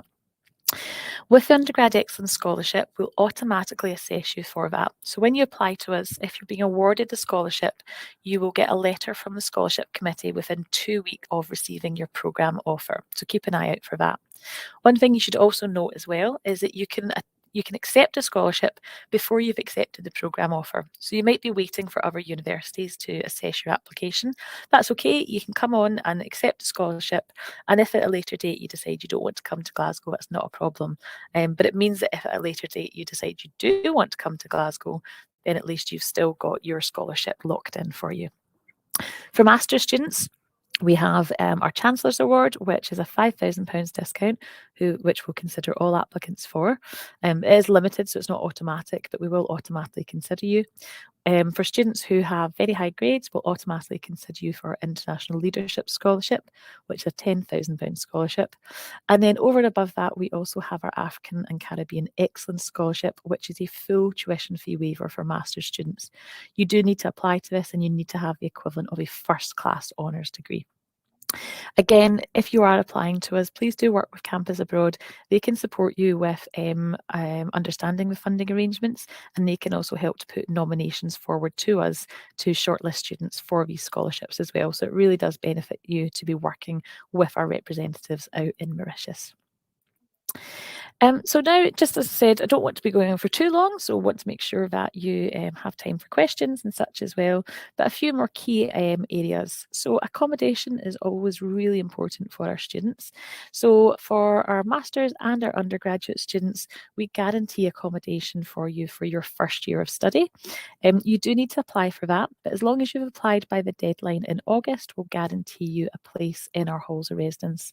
They're all within walking distance, so we are a city-based campus, but they're all within walking distance of where your classes will be. You will generally have your own bedroom. And you'll share your living and kitchen and bathroom facilities in a student flat with other students. They can be other 2 or 3 students, right up to some of our undergraduate halls. Flats are 12 students in them.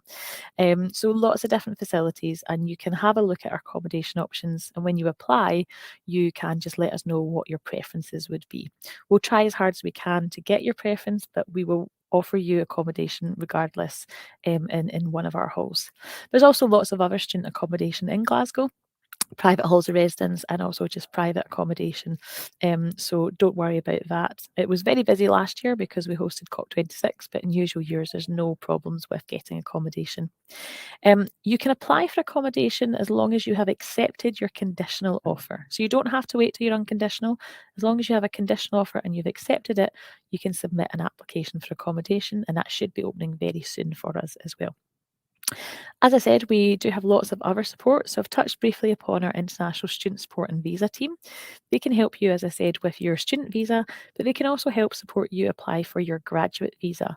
So when you apply, when you graduate from us, either a bachelor's or a master's or a PhD, you can apply for a graduate visa, which will allow you to stay in the UK for 2 years or 3 years if you've done a PhD. You don't have to have a job offer for that, and you're not constrained to stay in Glasgow. You can go anywhere in the UK, but Glasgow has got lots of good employers here. And as part of that, we also have a really good career service, so they can help you find part-time work while you're studying. They can help you with finding paid internships, and they can also continue to support you for up to 2 years after you graduate, and have got some fantastic links with really good employers, both nationally and internationally as well. Over and above that, there is lots of other supports. We have a doctor's surgery on campus. We have a dedicated disability service, as I said, a career service, student counselling and psychological services if you need any additional support during your time with us, along with chaplaincy and English language support team as well. Also, lots of academic support. So every student will be appointed an academic advisor of studies. This is someone who will be able to help you with your subject choices, and will also be able to just be your kind of point of call and help throughout your time with us. We also have an academic development service who can help you with things like referencing or essay writing or report writing. So there's lots of support. The main difference, what you will find, is that at university, the support services are there, but you need to go and ask for that support and seek out that support. That's a big difference from being at school, where a lot of that is you're just kind of given it automatically, but it is there if you need it. And then lastly, just to touch upon our student community. So we do have a really diverse and really active student community. So they're represented by our Student Representative Council. They're an independent body, so they provide independent support services as well, but they also have a voice with our senior management. So they are students representing students. So a really important body. They oversee the governance of all our student clubs and societies, and we have lots of them, so over 250 different clubs and societies. So a big focus of your extracurricular activity will be these clubs. So over 50 of these are sports clubs. So we have fantastic sports facilities and lots of different clubs, but then lots of things that you can get involved with, from debating and model UN, music clubs, dance, theatre, Quidditch, lots of Harry Potter themed clubs here as well. So a huge amount of things to get involved with. And if there's something there that you don't have, you want to do and it doesn't exist, you can set up a club yourself. But Freshers Week is a great opportunity to try out these new services and new clubs, and explore new activities that maybe you haven't had the chance to take part in before. We also unusually we have 2 university unions on site. So these are the kind of centre of all the social activity. So we have the Glasgow University Union. Excuse me, it's been around since we moved to this campus. And the reason that we set up a second one is because university is so old that originally the Glasgow University Union didn't allow women to join the union. So women set up their own, the Queen Margaret Union, but now of course everyone can join both and take advantage of all the facilities and the events happening in both as well. So lots of friendly rivalry between these, but they provide great social spaces for our students to chill out, relax, and take part of fun activities whilst on campus. And then we also have our sports association, GUSA. I said they oversee all the sports clubs and are really active as well. So it's a great university community. Glasgow itself is a really student-friendly city. There are 4 universities here in the city, so lots of students, lots of international students as well, and a really lively city. And what's great is we're starting to see the city all come back to life as all these horrible COVID restrictions are starting to be lifted, which is lovely, and it's really good to see as well. So that is my main presentation. So as I said, we'll see if there is any comments or questions for us here in the chat, but happy to also answer as many of them as we can within the time, but happy to also chat to lots of you in the booth throughout the day as well. I'll be here for the next couple of hours. So shall we see? Okay, can you do a year abroad, and does this affect a tuition fee? Great question. Yes, you can do a year abroad. So study abroad is really important for us at Glasgow. We have a whole team dedicated to it, and we're lucky to have lots of fantastic partners all around the world. So usually your 3rd year is when you can do a year abroad. You can do a full year, or you can just do a semester.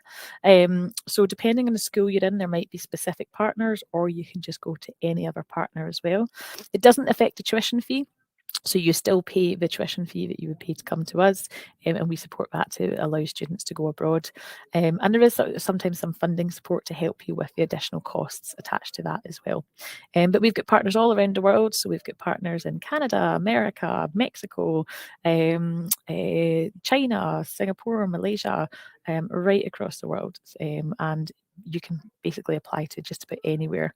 Other programs we have is also exchange, and this is where you will go to a particular partner and they will send one of their students to us as well. But as I said, a big team, and we do a study abroad fair every year, so you get an opportunity to speak to some of the students who've already undertaken it and the team who organise that as well. But we'd really encourage you to think about those opportunities. So if you're maybe sitting at the moment thinking, do I want to go to America or do I want to go to UK? Well, joining a university like us that has a big study abroad programme is a really good way to get the best of both worlds and do that as well. Excuse me. Any tips for my application? Yeah, so we are a very academically focused university. So make sure you check the entry criteria and make sure you've kind of got all those subjects covered. Most of our programs will be just focused on your A-level or your IB results, but some of them, for psychology, for example, you need to have at least kind of the equivalent of a GCSE maths B grade if you're not doing maths at A-level. So just double check the entry criteria. In terms of your personal statement, we do put more weighting onto your academics, but we will look at your personal statement. Where most people go wrong with a personal statement is they just tell us all the extracurricular activities that they're doing without really going into detail about them. All that really tells us is that you're busy. What we really want to see is how have all these different extracurricular activities or volunteer work you've done, how have they helped you to develop the skills and experience and knowledge that you think will be useful in your future studies and in your future career. So, for example, whilst you may have 5 different clubs that you're part of, what we really want to hear from that is how has that helped you to learn the skills of time management, and how have you maybe developed your team player skills or shown initiative, these types of things. So that's what I would really say. That's where most students go wrong in their personal statements. They just tell us how busy they are. They don't tell us what they've learned from all this as well.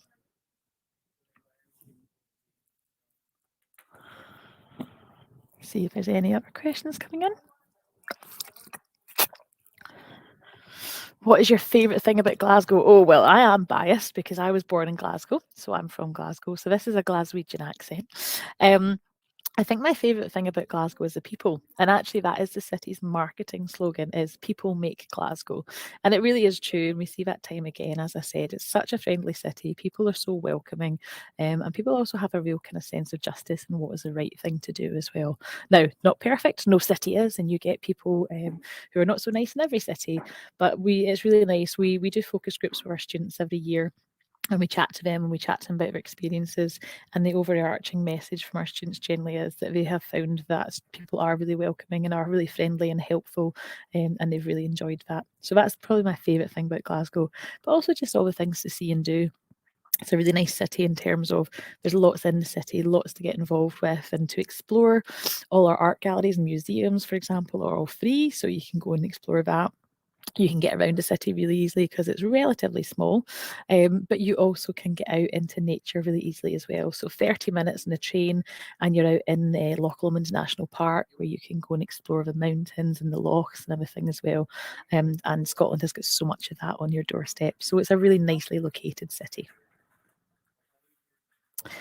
So I think that might be all the questions that we've had so far. So that's great. So hopefully that's answered lots of questions. Hopefully that's made some of you more interested about Glasgow. What I would say is, as I said, be here for the rest of the day so you can come and chat to me. But also please do make sure that you do work with the Campus Abroad team. They are our representatives here in Mauritius. So especially whilst I unfortunately cannot come and visit, they can really guide you through that application process. They can guide you through funding opportunities, accommodation, all these types of things as well. And they are your liaison with us as well. So thank you all for joining, and hope you have understood the Scottish accent, and I hope to chat to some more of you later today, and I hope to see some of you in Scotland in the not too distant future. Thanks everyone. Bye.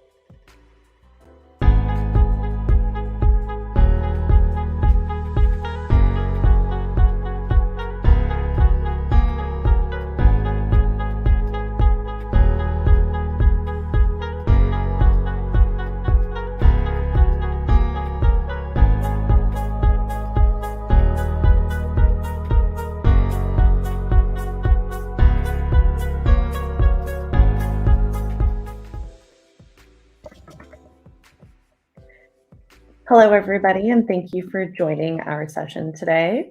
My name is Victoria, and I represent MacEwan University in Edmonton, Alberta, Canada. We are on the western side of the country, and I'm going to get into that just very briefly here when I pull up my slides.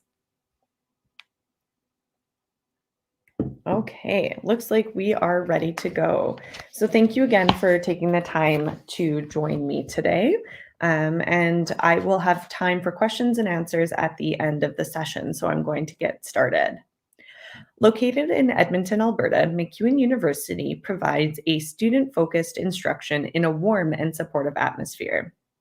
At MacEwan University, you are right in the middle of it all. As one central downtown campus, we are positioned to connect with community, business, and culture. With dozens of degree, diploma, and certificate programs, you are sure to find subjects you love, issues you are passionate about, and career pathways that inspire you. When you do, there are so many opportunities to dig deeper, collaborating with faculty on research and special projects, exploring the world of work with field placements, practicums, and cooperative education. Or maybe it's that you opt for an honors program or studying abroad. As an alumni of the university, I am proud to say that I chose MacEwan because of the student experience that the university offered, and I'm grateful every day that I did because it allows me to be here talking to you. At MacEwan, we have small classes. The majority of our classrooms seat between 10 and 50 students, so you won't just be another face in the crowd. Feeling welcome is really important for us. So whether you're on campus or in our online learning environments, students, faculty, and staff all contribute to shaping a university culture that is equitable, diverse, and inclusive. We focus on teaching so that our students can focus on learning.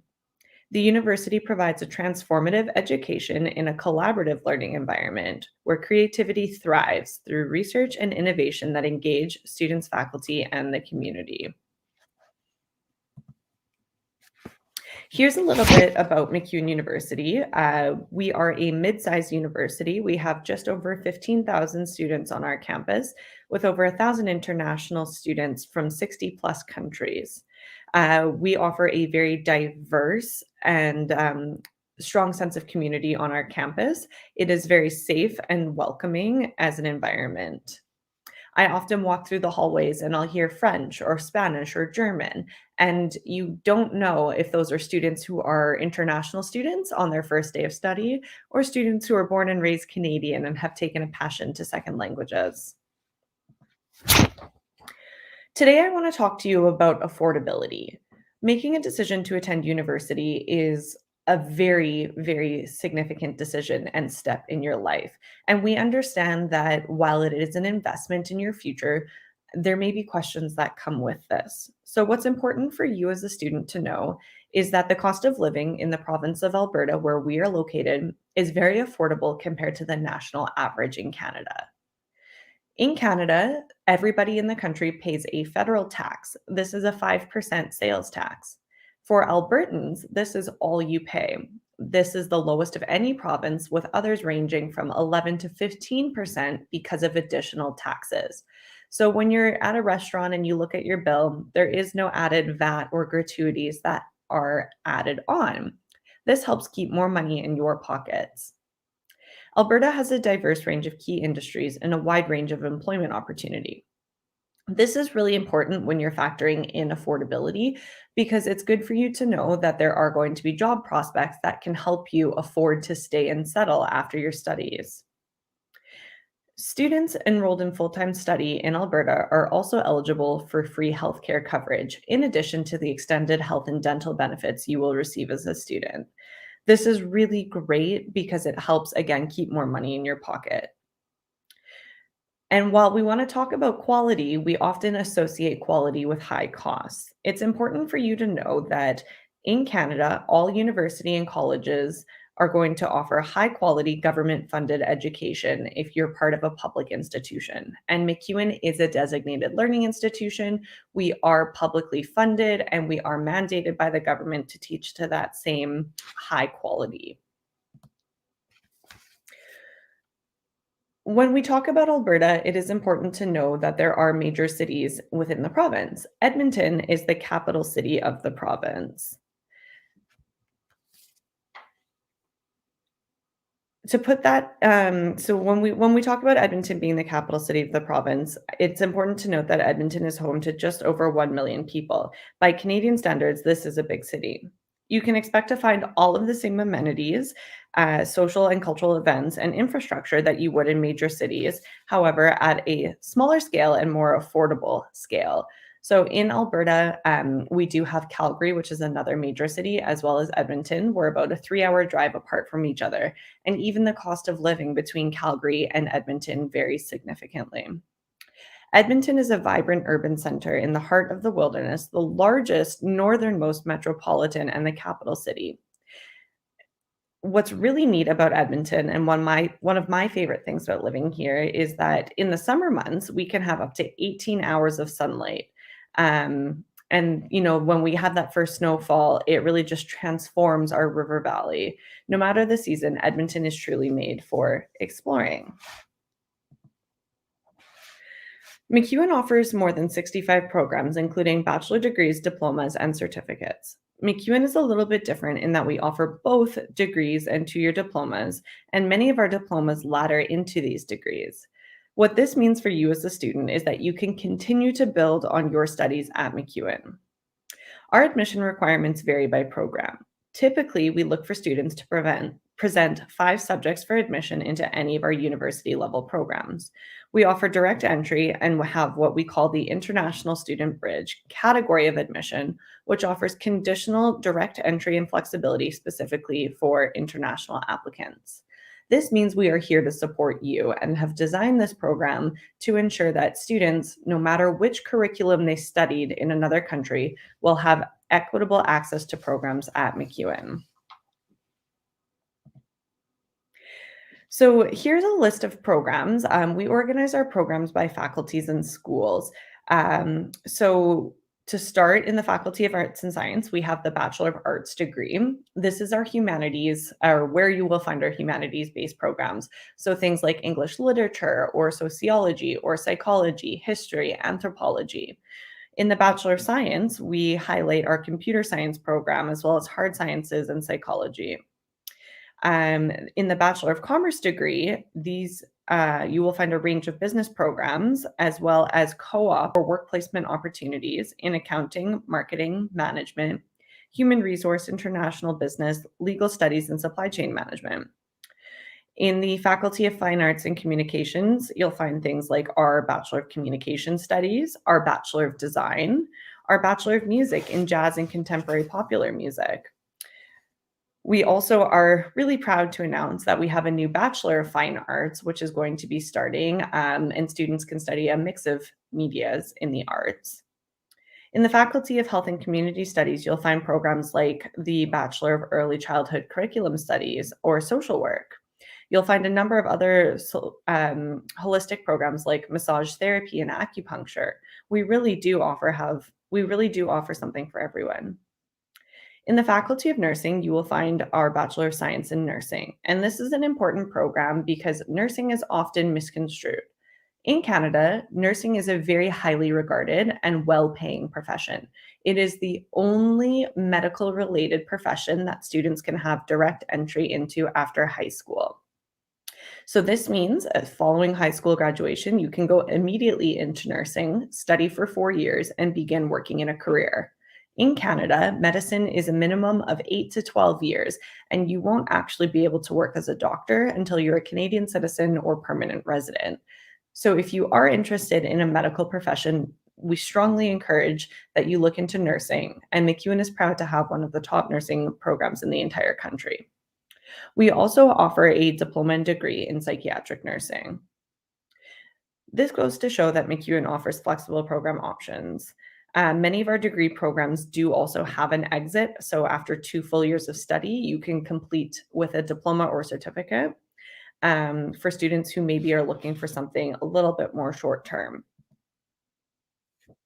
Now, as I mentioned, I really wanted to focus on affordability in Alberta, as well as the city of Edmonton. So when we're talking about tuition and fees in MacEwan, we've identified them through a range. This really gives students an understanding of what they can expect to pay through the duration of their program. So as you can see for our bachelor degree and diploma programs, we offer a range of about 25,000 to 27,000 Canadian dollars per academic year. This is based on full-time study, which is going to be 5 classes every semester to complete your program in 4 years. We do have some specialized programs at MacEwan. These range from 28 to 30,000 Canadian, and they are a little bit more expensive because of the equipment and materials that you're required to have for the program. So such examples of this are acupuncture, the Bachelor of Design, the Bachelor of Science in Nursing, and psychiatric nursing. For example, in acupuncture, you need to have an acupuncture needle kit, and these add on to the tuition and fees and make things a little bit more expensive. For nursing, again, it's the textbooks and the equipment. Design, it's a special laptop and program. So it does add to the cost, but it really is just ensuring that students are getting the most out of their program.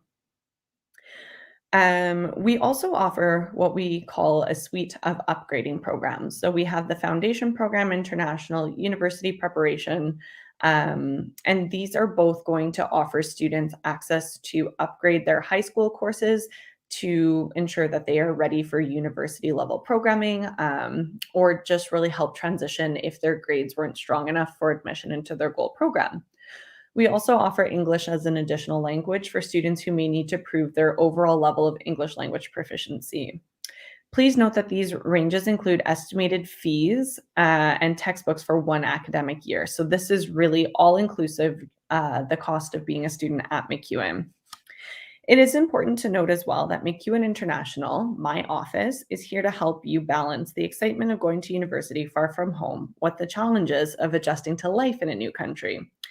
We understand that going to university requires significant financial investment, whether that's tuition fees, service fees, books, or supplies. It really does add up.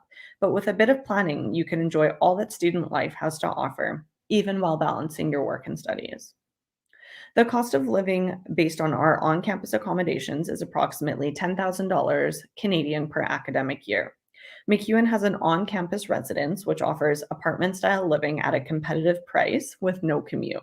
This means our residence facility is right on our campus and is very accessible. It is guaranteed for international students as well. Dates and deadlines. International student applications are now open for fall 2022, which is a September start, and winter 2023, which is our January start. Unless an earlier closing date is indicated, international applicants must apply by May 1st for the fall intake and September 30th for the winter intake. Please note that some of our competitive programs do close on March 30th for September 2022. A great example of this is our Bachelor of Science in Nursing. So if you have questions about dates and deadlines following the presentation, I'm happy to go into more detail. But what's really important for you to know is that the time to apply is now if you're looking for coming next year. You do not have to apply with your final official results. You can apply with midterm scores, predicted scores, and anything that you have that demonstrates what you are currently registered in. The application to MacEwan is very easy. It is straightforward. We use a portal. It's a common application system called Apply Alberta. When we talk about affordability, we wanted to ensure that students could access our application. So we have set a $110 Canadian application fee. This is a one-time fee and is non-refundable. However, when you create your profile, you can select up to 2 programs that you would like to apply to. A really great example of this is for students who may be interested in nursing. You can choose the Bachelor of Science in Nursing as your first choice, and then you can put something like the Bachelor of Science, which is relevant, it's very similar, as your second choice. Sciences are slightly less competitive, so if by chance you don't qualify for your first choice program, you will then automatically be considered for your second choice at no extra charge. You simply upload the required documents, which are going to be transcripts, proof of English language proficiency, a passport document, and you're done. The university will assess your transcript based on your high school curriculum. There are no essay or SAT requirements. We assess our applicants all based on the Alberta high school curriculum so that there's an equitable assessment and opportunity for admission to all students. So whether you're doing CS or A levels, or you're studying in an Indian high school curriculum, no matter what you've done, we can assess you for admission. Please note that some programs have criteria in addition to the academic requirements. These will typically be for our more specialized programs that assume a baseline level of skill or understanding of subject material. For instance, admission into our Bachelor of Music program requires applicants to submit an audition on their principal instrument, while something like our social work program requires students to have a certain number of volunteer hours to demonstrate the understanding of what work is like. These will be clearly identified on the application process. Things like design will have a portfolio, and theater arts will, again, also have an addition. So these are things that may not be applicable to all our programs, but they are going to be relevant to some of them. Excuse me. On the note of affordability, one of the things we really like to highlight and emphasize are our dedicated international student scholarships. This is a pot of money that MacEwan has specifically set aside for international students and is only accessible to international students. We are proud to offer scholarships in both degree and diploma programs. Students are automatically considered for scholarships at the time of acceptance. So if you apply to MacEwan and you're given an offer, you will automatically be considered for a scholarship based on academic merit. Scholarships are awarded based on academic performance and are based on the 5 subjects used for admission. And these are going to be converted to the Alberta high school equivalent. Again, so like the admissions process, we want to ensure all students have an equitable chance at getting a scholarship. The overall average will be used to determine the award values. And as you can see here, the scholarships are going to be a range. So for the degree programs, they start for students at 80% overall and go up to 95%. For the diploma programs, because they are shorter term, there are fewer ranges. However, the award amounts are still quite generous.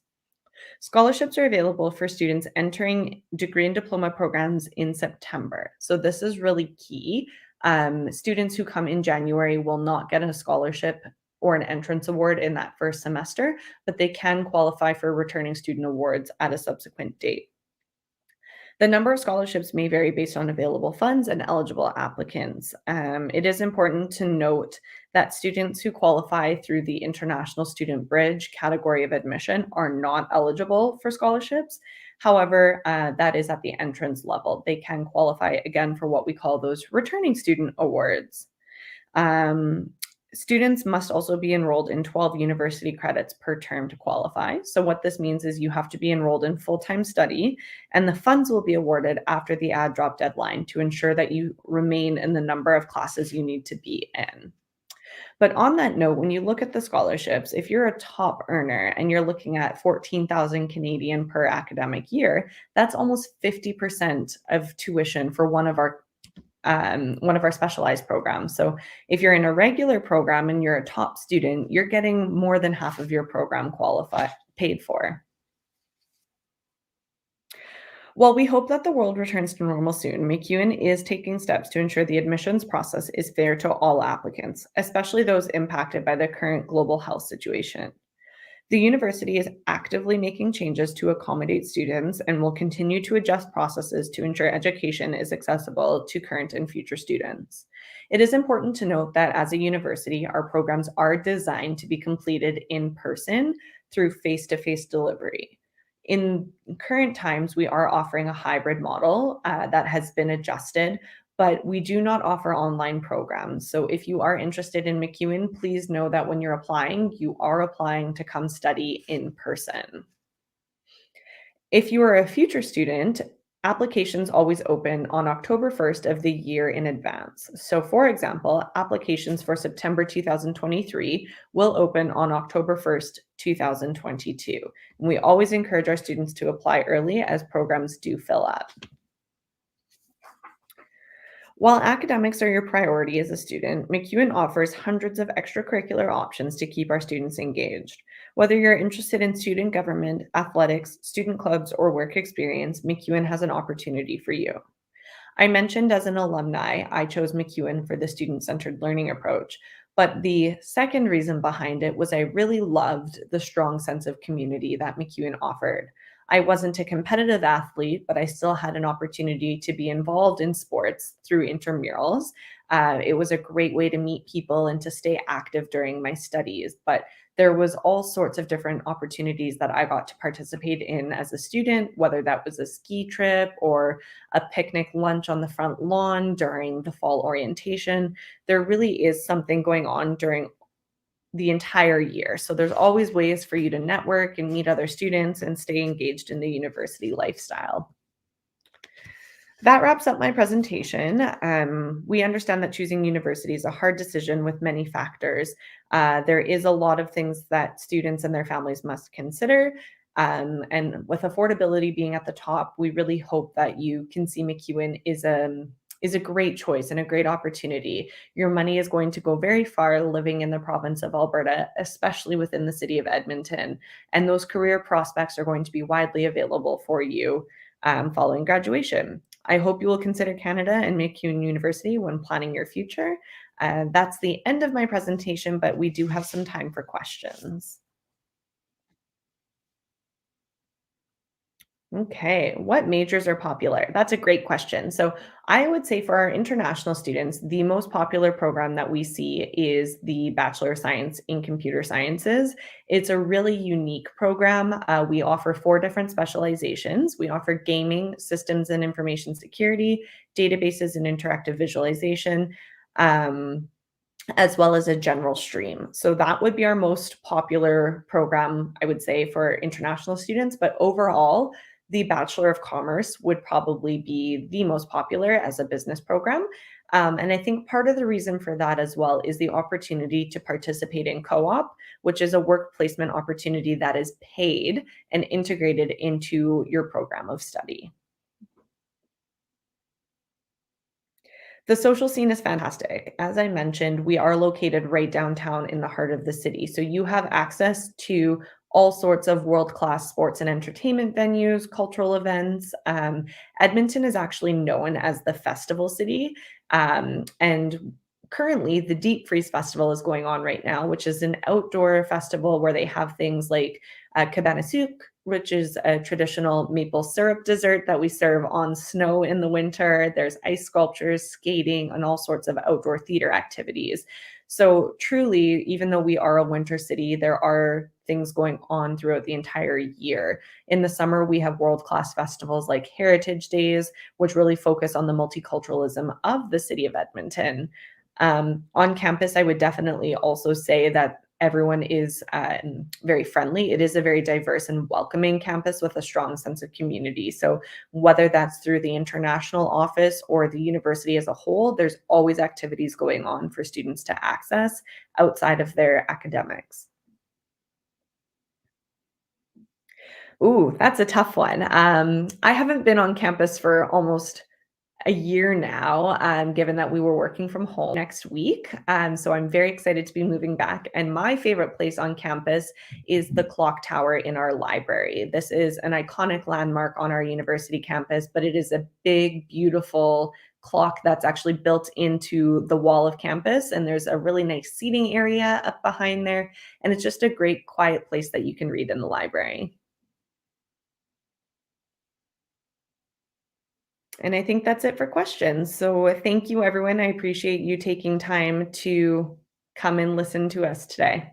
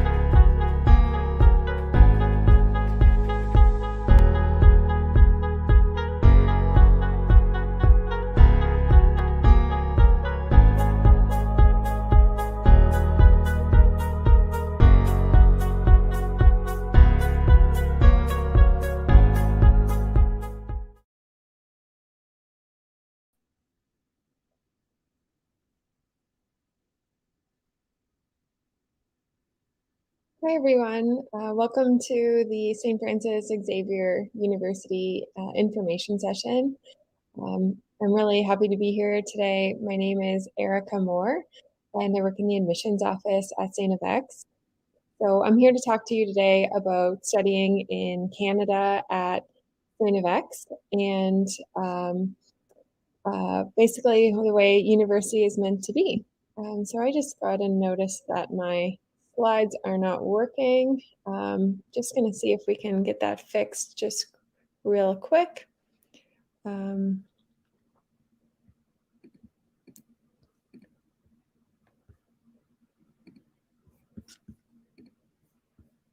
just going to upload them. So just take a minute and we'll come back here in a second.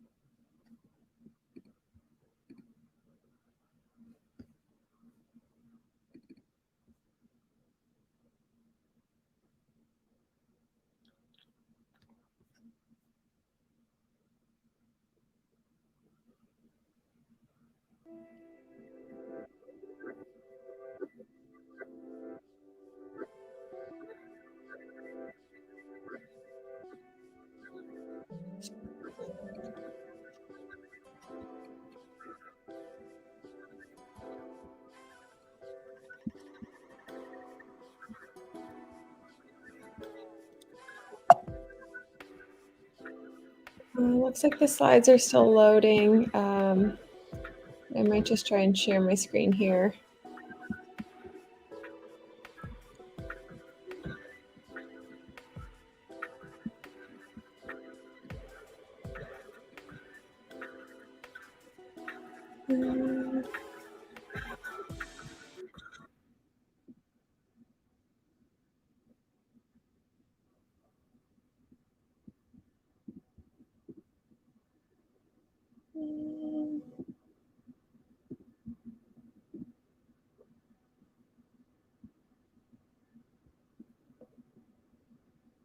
Okay, can you see my presentation up there? Perfect.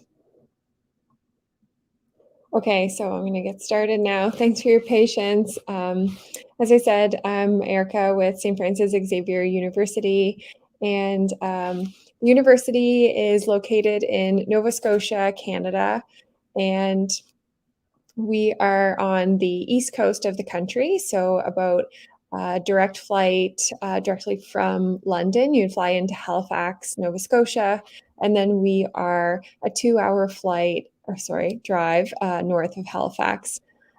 So we're a really small university. We like to say it's like small university, big opportunity, because when you come to study with us, you're living and learning in a very beautiful, safe, and welcoming environment where you're getting to meet people from all over the world. And living in the dorms really helps you to enrich that university experience. And so, with about 4,500 students, it is a really small learning environment, and you will be basically like waking up on campus, walking to class within 5 or 10 minutes, and you'll be running into familiar faces from your residents or your classes. And when you come to study with us, it's a primarily undergraduate university, so you'll have options to study bachelor degrees in science, arts, or business administration. And we're also a home to students from 46 countries, including Mauritius. So it's a very beautiful place to study and quite welcoming. So we're considered, like we like to say, university as it's meant to be, because when you study at a small, primarily undergraduate university, you are receiving an education that is unparalleled. So all of our classes are focused on your development and making sure that you feel like you are developing critical thinking skills, enhancing your analytical skills, and getting the most out of your education. So in your class sizes, you'll have around 34 students per class on average. And this really allows you to have some really quality class discussions, get to know your classmates, get to know your professors. And your professors all have a PhD and they'll be teaching you every single class. There's no teaching assistants. And then when you're not in your classes, you can do research with professors to really dive into the coursework that you're most passionate about. And maybe you have an interest in grad school, so you can kind of work on that research at the undergraduate level before you even venture out of the university. So here is a snapshot of our campus. As you can see, it's slightly rural. We're 2 hours from the capital city of Halifax. And when you're on campus, you can walk everywhere in about 5 to 10 minutes. Plus you have the ocean, which would be about a 5-minute drive from the school. And everything you need is within walking distance, whether you need to go to the grocery store or a cafe or go to a movie or basically just kind of hang out on campus. And to go over our academics, so we specialize mostly in undergraduate programs. So these are the faculties that we would offer, which are arts, science, business administration, interdisciplinary degrees in arts and science through health and climate and environment, and education. We also have really unique first year experiences that we call colloquiums.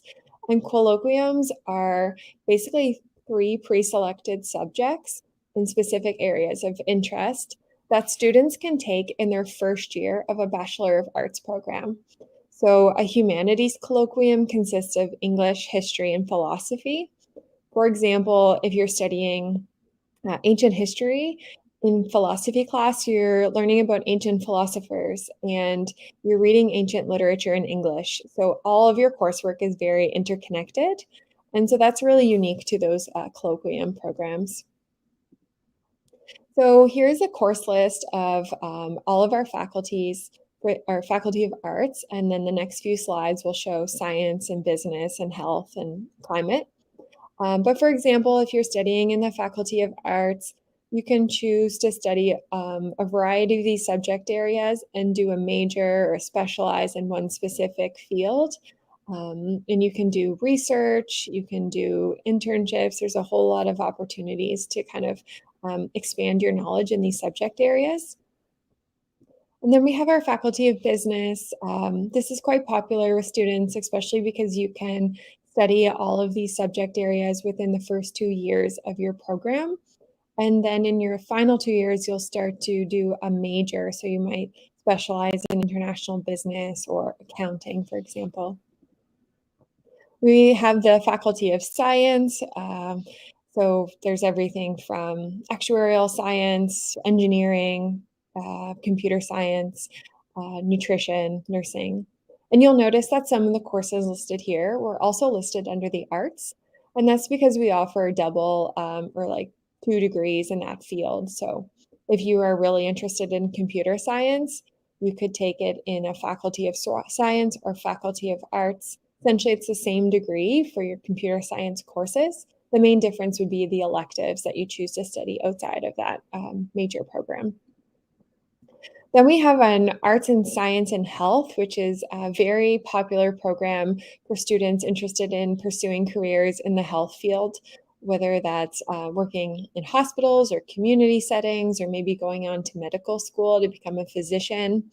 It blends health from both a science and arts perspective. So you'll be learning about biomedical sciences and concepts of natural sciences in relation to the body and biomedical health and innovation, as well as social determinants of health and equity, which is more focused on like the community and social aspects of health. This also includes like a work internship, and it's really popular with students. Similar to health, we have climate and environment. So it blends the sciences with the arts, where you can learn about environmental issues, population growth, technology in the relation to environmental sciences, as well as climate. So learning about climate change, how that's impacting the world and where that is going. So this is also a really popular program. We also have graduate programs for those of you who have an undergraduate degree already. We have one in education if you're looking to become a teacher, or a Master's of Applied Computer Science if you have a degree in computer science, or if you are looking for maybe a career change or a more advanced understanding of a particular subject area. We offer post-baccalaureate diplomas in artificial intelligence and enterprise systems, which is in the School of Business. And St. FX it has a really unique feature. We're home to the Brian Mulroney Institute of Governance. So Brian Mulroney is the Honorable former Prime Minister of Canada, who also happens to be a graduate of St. Francis Xavier University. So as an alum, he actually recently donated a lot of money to the university. So we have this one beautiful building on campus where students can have their classes and have a study session, but also a new program in public policy and governance for students who are looking to learn about the field of public policy and what it means to be a leader and develop public policy and work on global issues. And we also have major scholarships for this program as well if you're considering applying. And when you're studying at St. FX, you'll realize that it's a very socially immersive campus. So we have students coming from all over the world and all over Canada and moving into this small town with about 6,000 people, 4,500 students. And so they're living and learning together. So 90% of our first year students live on campus, and around 30% of our students are actually working while they study. So it's really easy to get a part-time job to kind of help balance your academics and your social life. But there's so many opportunities for you to get involved in like a variety of interests, from working or joining a club or society. So right now, the president of our International Student Society is actually from Mauritius. So you'd be able to meet students from Mauritius, but also from across Canada, and maybe take on a leadership role in a society like that. We have a student union if you're passionate about student government and representing your peers. You can join intramural programs and play some sports. And there's really just something for everyone. And like, you're living and learning on campus. So when you're not in the classes and you're not sleeping, you're getting involved.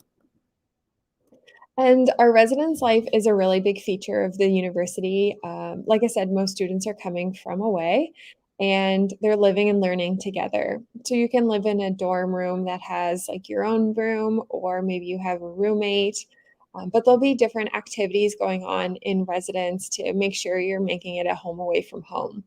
So it could be a movie night or a special dinner with everyone on your residence floor one night a week. Or maybe you are all participating on an ultimate frisbee team, or learning to play soccer, or volunteering together. There's people in your residences who are responsible for creating a really positive social environment. So you'll be kind of like nestled into residence, and it'll become a home away from home in no time. And when you live on campus, you also get a dining plan. So you can go to our dining hall for all of your meals. We have a variety of food selections and can accommodate any dietary restrictions. And anytime there's any cultural events going on, we'll be sure to like host an event for that. So we had Diwali in October, and right now we're having an African Heritage Month dinner to just make sure we're recognizing different food from around the world that represent our students. And there's also a kitchen in the dining hall where students can order food to be delivered, and they can cook their own food if they find the Canadian food a little lacking in flavor. So you can actually check out our website to learn more about our residences, but you can choose any type of room style where you have your single room just by yourself, or maybe you have a roommate, or maybe you want to get an apartment with some friends, or something a little bit bigger and swankier with your own bathroom. But all of our dorms are co-ed, so Men and women will be living together, and there's really a residence room for everyone, so you can check out our website to see what's a good fit for you. And kind of transitioning a little bit more to what's available for you outside of your living and academics. We have a cooperative education program. So if you are taking any of these majors, say it's in business or nutrition, computer science, biology, or math, etc., you can do a 12-month paid work internship in your field to get work experience. And you would be paid what a person would receive as a salary in that field if it was their actual job. So it's a really great way to get work experience in Canada, make some connections and networking for before you graduate, and earn credits towards your degree. And if you're interested in leadership, it's a huge component of studying at St. FX. So we're home to the Frank McKenna Center for Leadership, where we try and build programs for students to basically empower them to become leaders for tomorrow. So we'll help students kind of create new innovative projects that are relatable to like issues pressing now and in the future. So it could be environmental based, it could be social justice based. And we're trying to help you do some skill building and build some leadership opportunities so you can be a great leader in our community and any community you go on to. For example, we would be working with students to help launch projects to do like cleaning up garbage along the shoreline, or working with local schools to provide school supplies and backpacks, and making sure all students can go to school feeling confident in their supplies. And then there's also workshops and lectures. So we recently have David Suzuki as a presenter in one of our lectures with a scholar to just basically talk about climate change and the environment.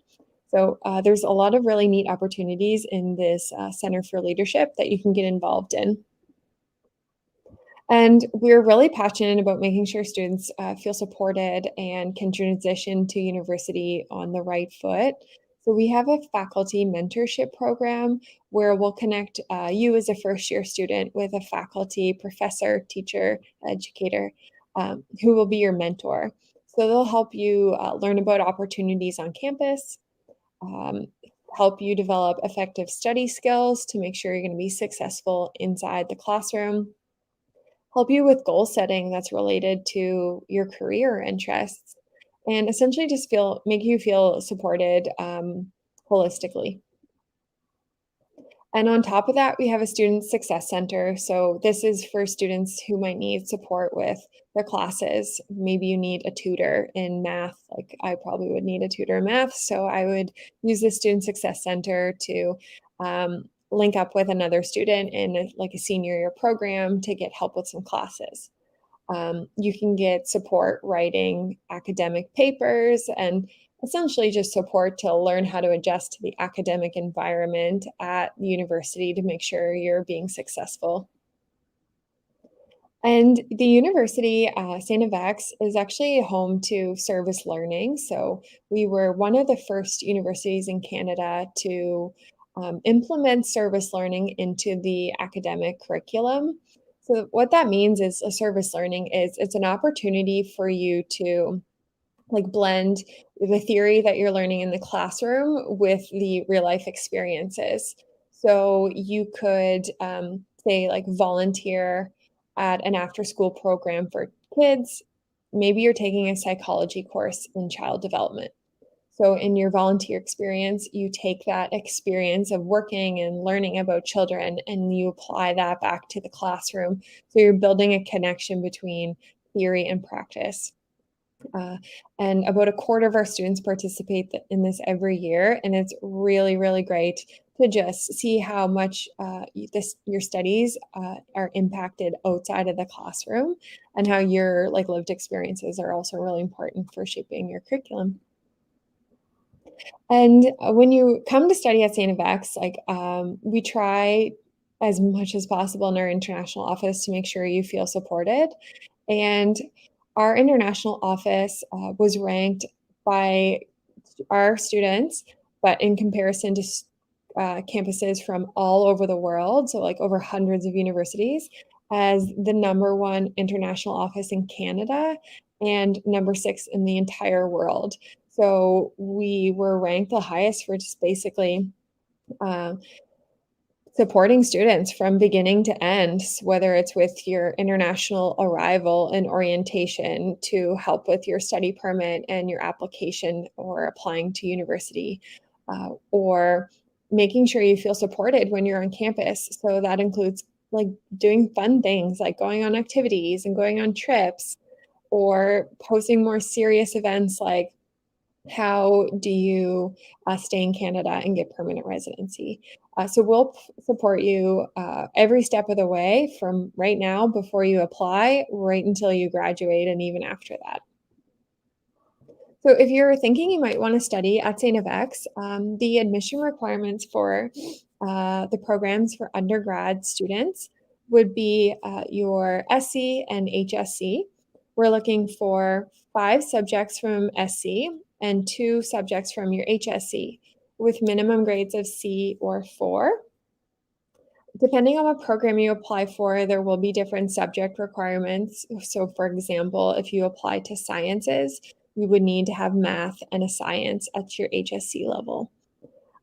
There are some restrictions to programs for enrollment, like nursing is very popular, so there is a limited enrollment. So just by meeting the requirements doesn't mean you will necessarily get in, but feel free to connect with me if you have questions. If you're taking the IB diploma program, generally we're looking for grades 3 and above. But if you take IB, AP, A-levels, HSC, those courses will actually transfer towards your university degree in your first year. So maybe you can go into more advanced classes when you arrive or graduate on a faster track. If you have already completed a bachelor's degree and are thinking you want to do a grad program, then you can do the Masters of Applied Computer Science. So you need a 4-year degree or a 3-year degree from the University of Mauritius. Or you can do a post-baccalaureate diploma in artificial intelligence or enterprise IT management. All of those require an undergraduate degree. If English is not your first language or you didn't take HSC, then you would need to submit an English proficiency test, such as IELTS. So if you are studying in the French baccalaureate, we would be looking for you to submit IELTS or TOEFL or Cambridge. If you're thinking you want to apply, feel free to connect with me in advance, but you can also go directly onto our website, stfx.ca/apply. The application fee is $40. And you can apply with Campus Abroad, and they can help make sure all of your documents are sent to St. FX, because they've been helping Mauritian students study at St. FX for many years now. So to give you an overview of tuition and fees, these are in Canadian dollars, but your tuition, which includes health insurance and your Wi-Fi and all those fees, plus was just about 21,000 Canadian. Then you add on your residence and your meal plan to about 13,000 Canadian. In Mauritian rupees, that would be about 750,000 rupees for tuition and 450,000 rupees for your room and board. So you should probably budget about 1.1 million rupees to cover 1 year of study. That's for undergraduate programs. And then the master's program in applied computer science, that tuition is a little bit higher at around, the tuition's a little bit lower, but then when you add on your residence and fees, it would be probably about 1 million rupees in total. So we have a variety of scholarships. This slide's not looking too great, but I'll try to explain it as best as I can. So we have entrance scholarships and major scholarships. When you apply to St. FX, you will automatically be assessed for an entrance scholarship. So if you get accepted and if you have a B average and above from your SC and HSC, then you'll get an entrance scholarship at $5,000 between 5,000 and between 12,000. So if you received a $5,000 scholarship, it's based over the 4 years of your degree. So it's really $1,250 per year, but you would have that year over year. We have major scholarships as well.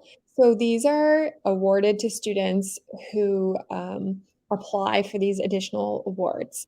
So you would have to apply to St. FX before March 1st of the year you plan to study. So if you're coming to St. FX in September this year, you should apply probably right now or at least before March 1st for admissions and then also a major scholarship. We give over $900,000 to international students every year in major scholarships. So this also slide's a little funky, but to give you an idea of major scholarships that we offer, we have awards for students in the International Baccalaureate Diploma Program at $28,000. Just generally for international students, a scholarship at $24,000. If you're applying to the business school, there are multiple scholarships at $32,000 and $80,000. So if you want an $80,000 scholarship, that would basically cover tuition for you for every single year of your program. Like I said, there's like almost $1 million in different awards. So if you're considering St. FX for this year, definitely apply before March 1st. So this is just a quick snapshot of our university ring. It's called the St. FX ring. It represents all of our students' like academic achievements, and students receive their university ring in December of their final year. And it was really gone on to be a symbol of the Xaverian community and connect students when they graduate with an alumni network all around the world. So you might see some Mauritians with an X ring if you're looking around, but it's a pretty unique tradition to the university, and most students will get this ring when they graduate, and it's an instant connector. So when you are living your life after university, you'll run into people with the X ring, and it'll be an instant connection. Like, you went to St. FX. What program did you study? What year did you study? Where did you live? Where are you from? And then it's a pretty amazing experience when you kind of have that instant network connector with you for the rest of your life. So just to kind of wrap up here, if you're considering St. FX, it's a really great place if you're interested in a personalized learning environment where you'll go to class and your professor will know your name. They will know what you're interested in, what you're passionate about studying, and how they can help you succeed. And they really, truly care about you. It's a very engaging school. So if you want to work on your leadership skills, get involved, and just have a very well-rounded academic and social experience, this will be a great campus for you because everyone is living and learning together. And it's also very professional. So you will have a variety of opportunities to work on your academic experiences, whether it's doing research with a professor, or maybe joining a cooperative education program, or trying that service learning program that I talked about, or maybe that McKenna Center for Leadership. But you will join one of Canada's largest alumni networks, and you'll have a degree that is recognized around the world, whether it's in Canada or Mauritius or whatever country you go to, you have a fully recognized degree.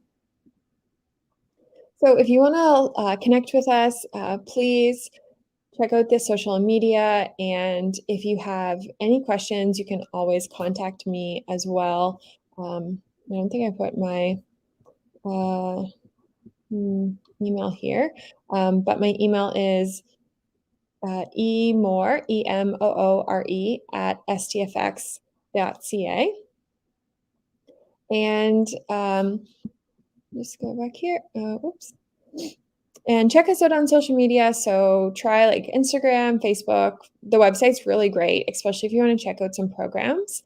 And if you want to apply, go to stfx.ca/apply. And so that's the wrap of the presentation, but I do notice that there are a few questions in the chat, so I'm just going to speak to those right now. So one person had asked, do most students live on campus? And yes, about 90% of first-year students will live in the dorms. And so that'll be a really big part of your university experience. And our dorms have been they're basically brand new. So you'll move into kind of state-of-the-art facilities. Some dorms will have single rooms or double rooms. Some might have kitchens, private bathrooms. But they're all co-ed, and they're all within like a 5-minute walking distance to class or the gym or the campus library. You can also live on campus all 4 years of your program, but if you wanted to move off campus, that's definitely an option. I find most students will move off campus in maybe second year after they've met a bunch of people in first year, make some friends, and then figure out who they want to live with, whether it's on campus or off campus. And the next question is, what are the scholarships offered, and what are the requirements? So my slides are a little funky, but I'll try to explain that again. The scholarships are entrance scholarships, which you will receive when you apply and get accepted to the university. And then there's major scholarships, which you have to apply for by March 1st of the year you want to study at St. FX. Major scholarships are larger and larger value, so they'll require a little bit more work from you. So you'll need you'll need to submit like letters of reference, usually 2, short essay, and a curriculum vitae. But that would be when you apply to St. FX, you can then apply for scholarships. So the minimum grade you would need to be eligible for scholarships would be a B average from your SC and HSC subjects for admissions. So if you're applying to business, for example, you would need English, math, and 3 other subjects. And out of those 5, 2 have to be from HSC. And then your overall average has to be B and above. And so for our next question, what do you do when you're not in class? That's a great question. I'd say, so like a typical day for a student would be, well, you could wake up, say you wake up at like 9 a.m. You might grab some breakfast. You could either make that in your dorm room, or maybe you go to the dining hall with some friends. Then you go to class for the day. So our classes would be, each class is offered 3 hours per week. So you can basically make your schedule as you want it. So you could have a couple classes during a day, or maybe just take one big night class and get that class over with for the week. But anyways, you'll be studying throughout the day. And then you can go to the dining hall for lunch and again for supper. And in between that, you could go to the gym and exercise. You can maybe, right now, you could learn how to skate, ice skating. You could join an intramural program with your residence friends or your classmates. So maybe like every Thursday, you go and play ultimate frisbee. You could do go to a guest speaker. So we might have, like we had David Suzuki present on campus, or we'll have different people talk about different subjects, either virtually or in person. And another option is like go to a music night. We'll bring in guest musicians. You could also get a job on campus and work part-time. So maybe you squeeze in a part-time job after class and before dinner. Another one could be just like taking on some leadership opportunities, whether it's joining that McKenna Center for Leadership, or maybe you are doing something in residence. There's really like something for everyone, and it'll take maybe a couple months to find your fit and find your groove, but there is a lot to do when you're not studying. There's not really a dull moment. And thanks for that next question about how the university handled the COVID pandemic, so other than conducting online classes. So actually, fun fact, St. FX University was one of the only universities in North America to not move to online classes and host in-person classes throughout the entire pandemic. So when COVID first happened, 72% of our classes were in person.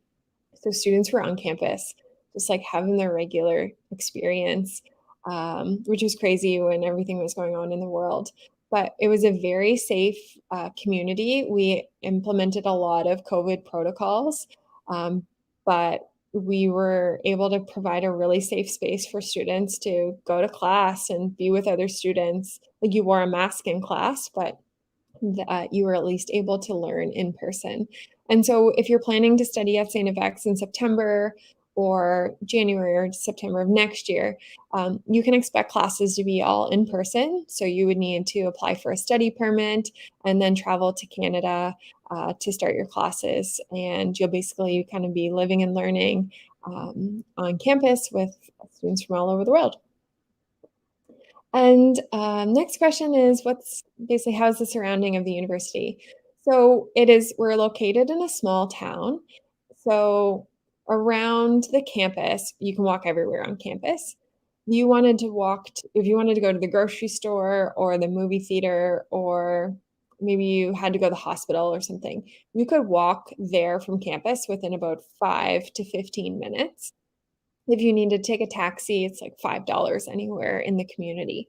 And around the campus, it's really green, and it's very peaceful. So on Saturdays, we have a farmer's market where maybe you can go and get some baked goods or some really different types of food. Or we actually have a Mauritian student who started her own small business at the farmer's market, who sells chai tea. So her business is called Mo Chai, like Mauritian chai. And so you could pick up some chai tea at the market on Saturdays. Then you want to check out the beaches or hiking trails. They're so close from campus. And the way we are located in Canada is the ocean water is very, very warm in the summertime. It's the warmest ocean water north of the Carolinas in the United States. So it's a very beautiful place to be in the summer, where you can actually go to the beach. It's not as beautiful as Mauritius, but still pretty enough to enjoy and kick back and relax. But just generally in the town itself, there's a library, there's a little movie theater, there's some cafes and places for live music and some restaurants, the farmer's market. It's a really peaceful place. It's very, very safe. There's relatively no crime rate, so you can feel comfortable walking by yourself at dark. If you wanted to go from your friend's house to campus. But even if you didn't feel comfortable, we actually have a student drive service where you can just hop on campus and we'll take you anywhere where you need to go for free. And I think I've been rambling a little bit too much, so I'm going to go on to the next question. Will we be able to learn new languages? Great question. And yes, we can. So as part of our programs, we have a liberal arts setup where whatever degree you're studying in, you can take courses in another discipline or just courses that you're interested in. So our languages that we offer on campus are French, German, Spanish, and Mi'kmaq. And Mi'kmaq is our language. So those would be the main subject areas. And if you did want to specialize in a language, you can do an exchange program to a country where you'd be studying entirely in that language. But we also realize that students might be interested in other languages. There's student societies, there's a Japanese student society where they get together and share culture and language. So that would be a way for you to kind of get involved in some modern languages outside the ones that we offer. So looks like that might be the questions we have for today. So I just wanted to really truly thank you for tuning in. I realize you would have received a lot of information from myself and also from other university reps, but I'm really glad you're able to take the time to learn about studying in Canada at St. Francis Xavier University. And if you would like to connect, please check out our website. You can always contact me. emore@stfx.ca.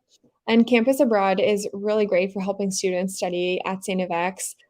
They know St. FX like the back of their hand. So please make sure you use them as a resource, and looking forward to hopefully seeing you at St. FX in the future. Thanks, everyone.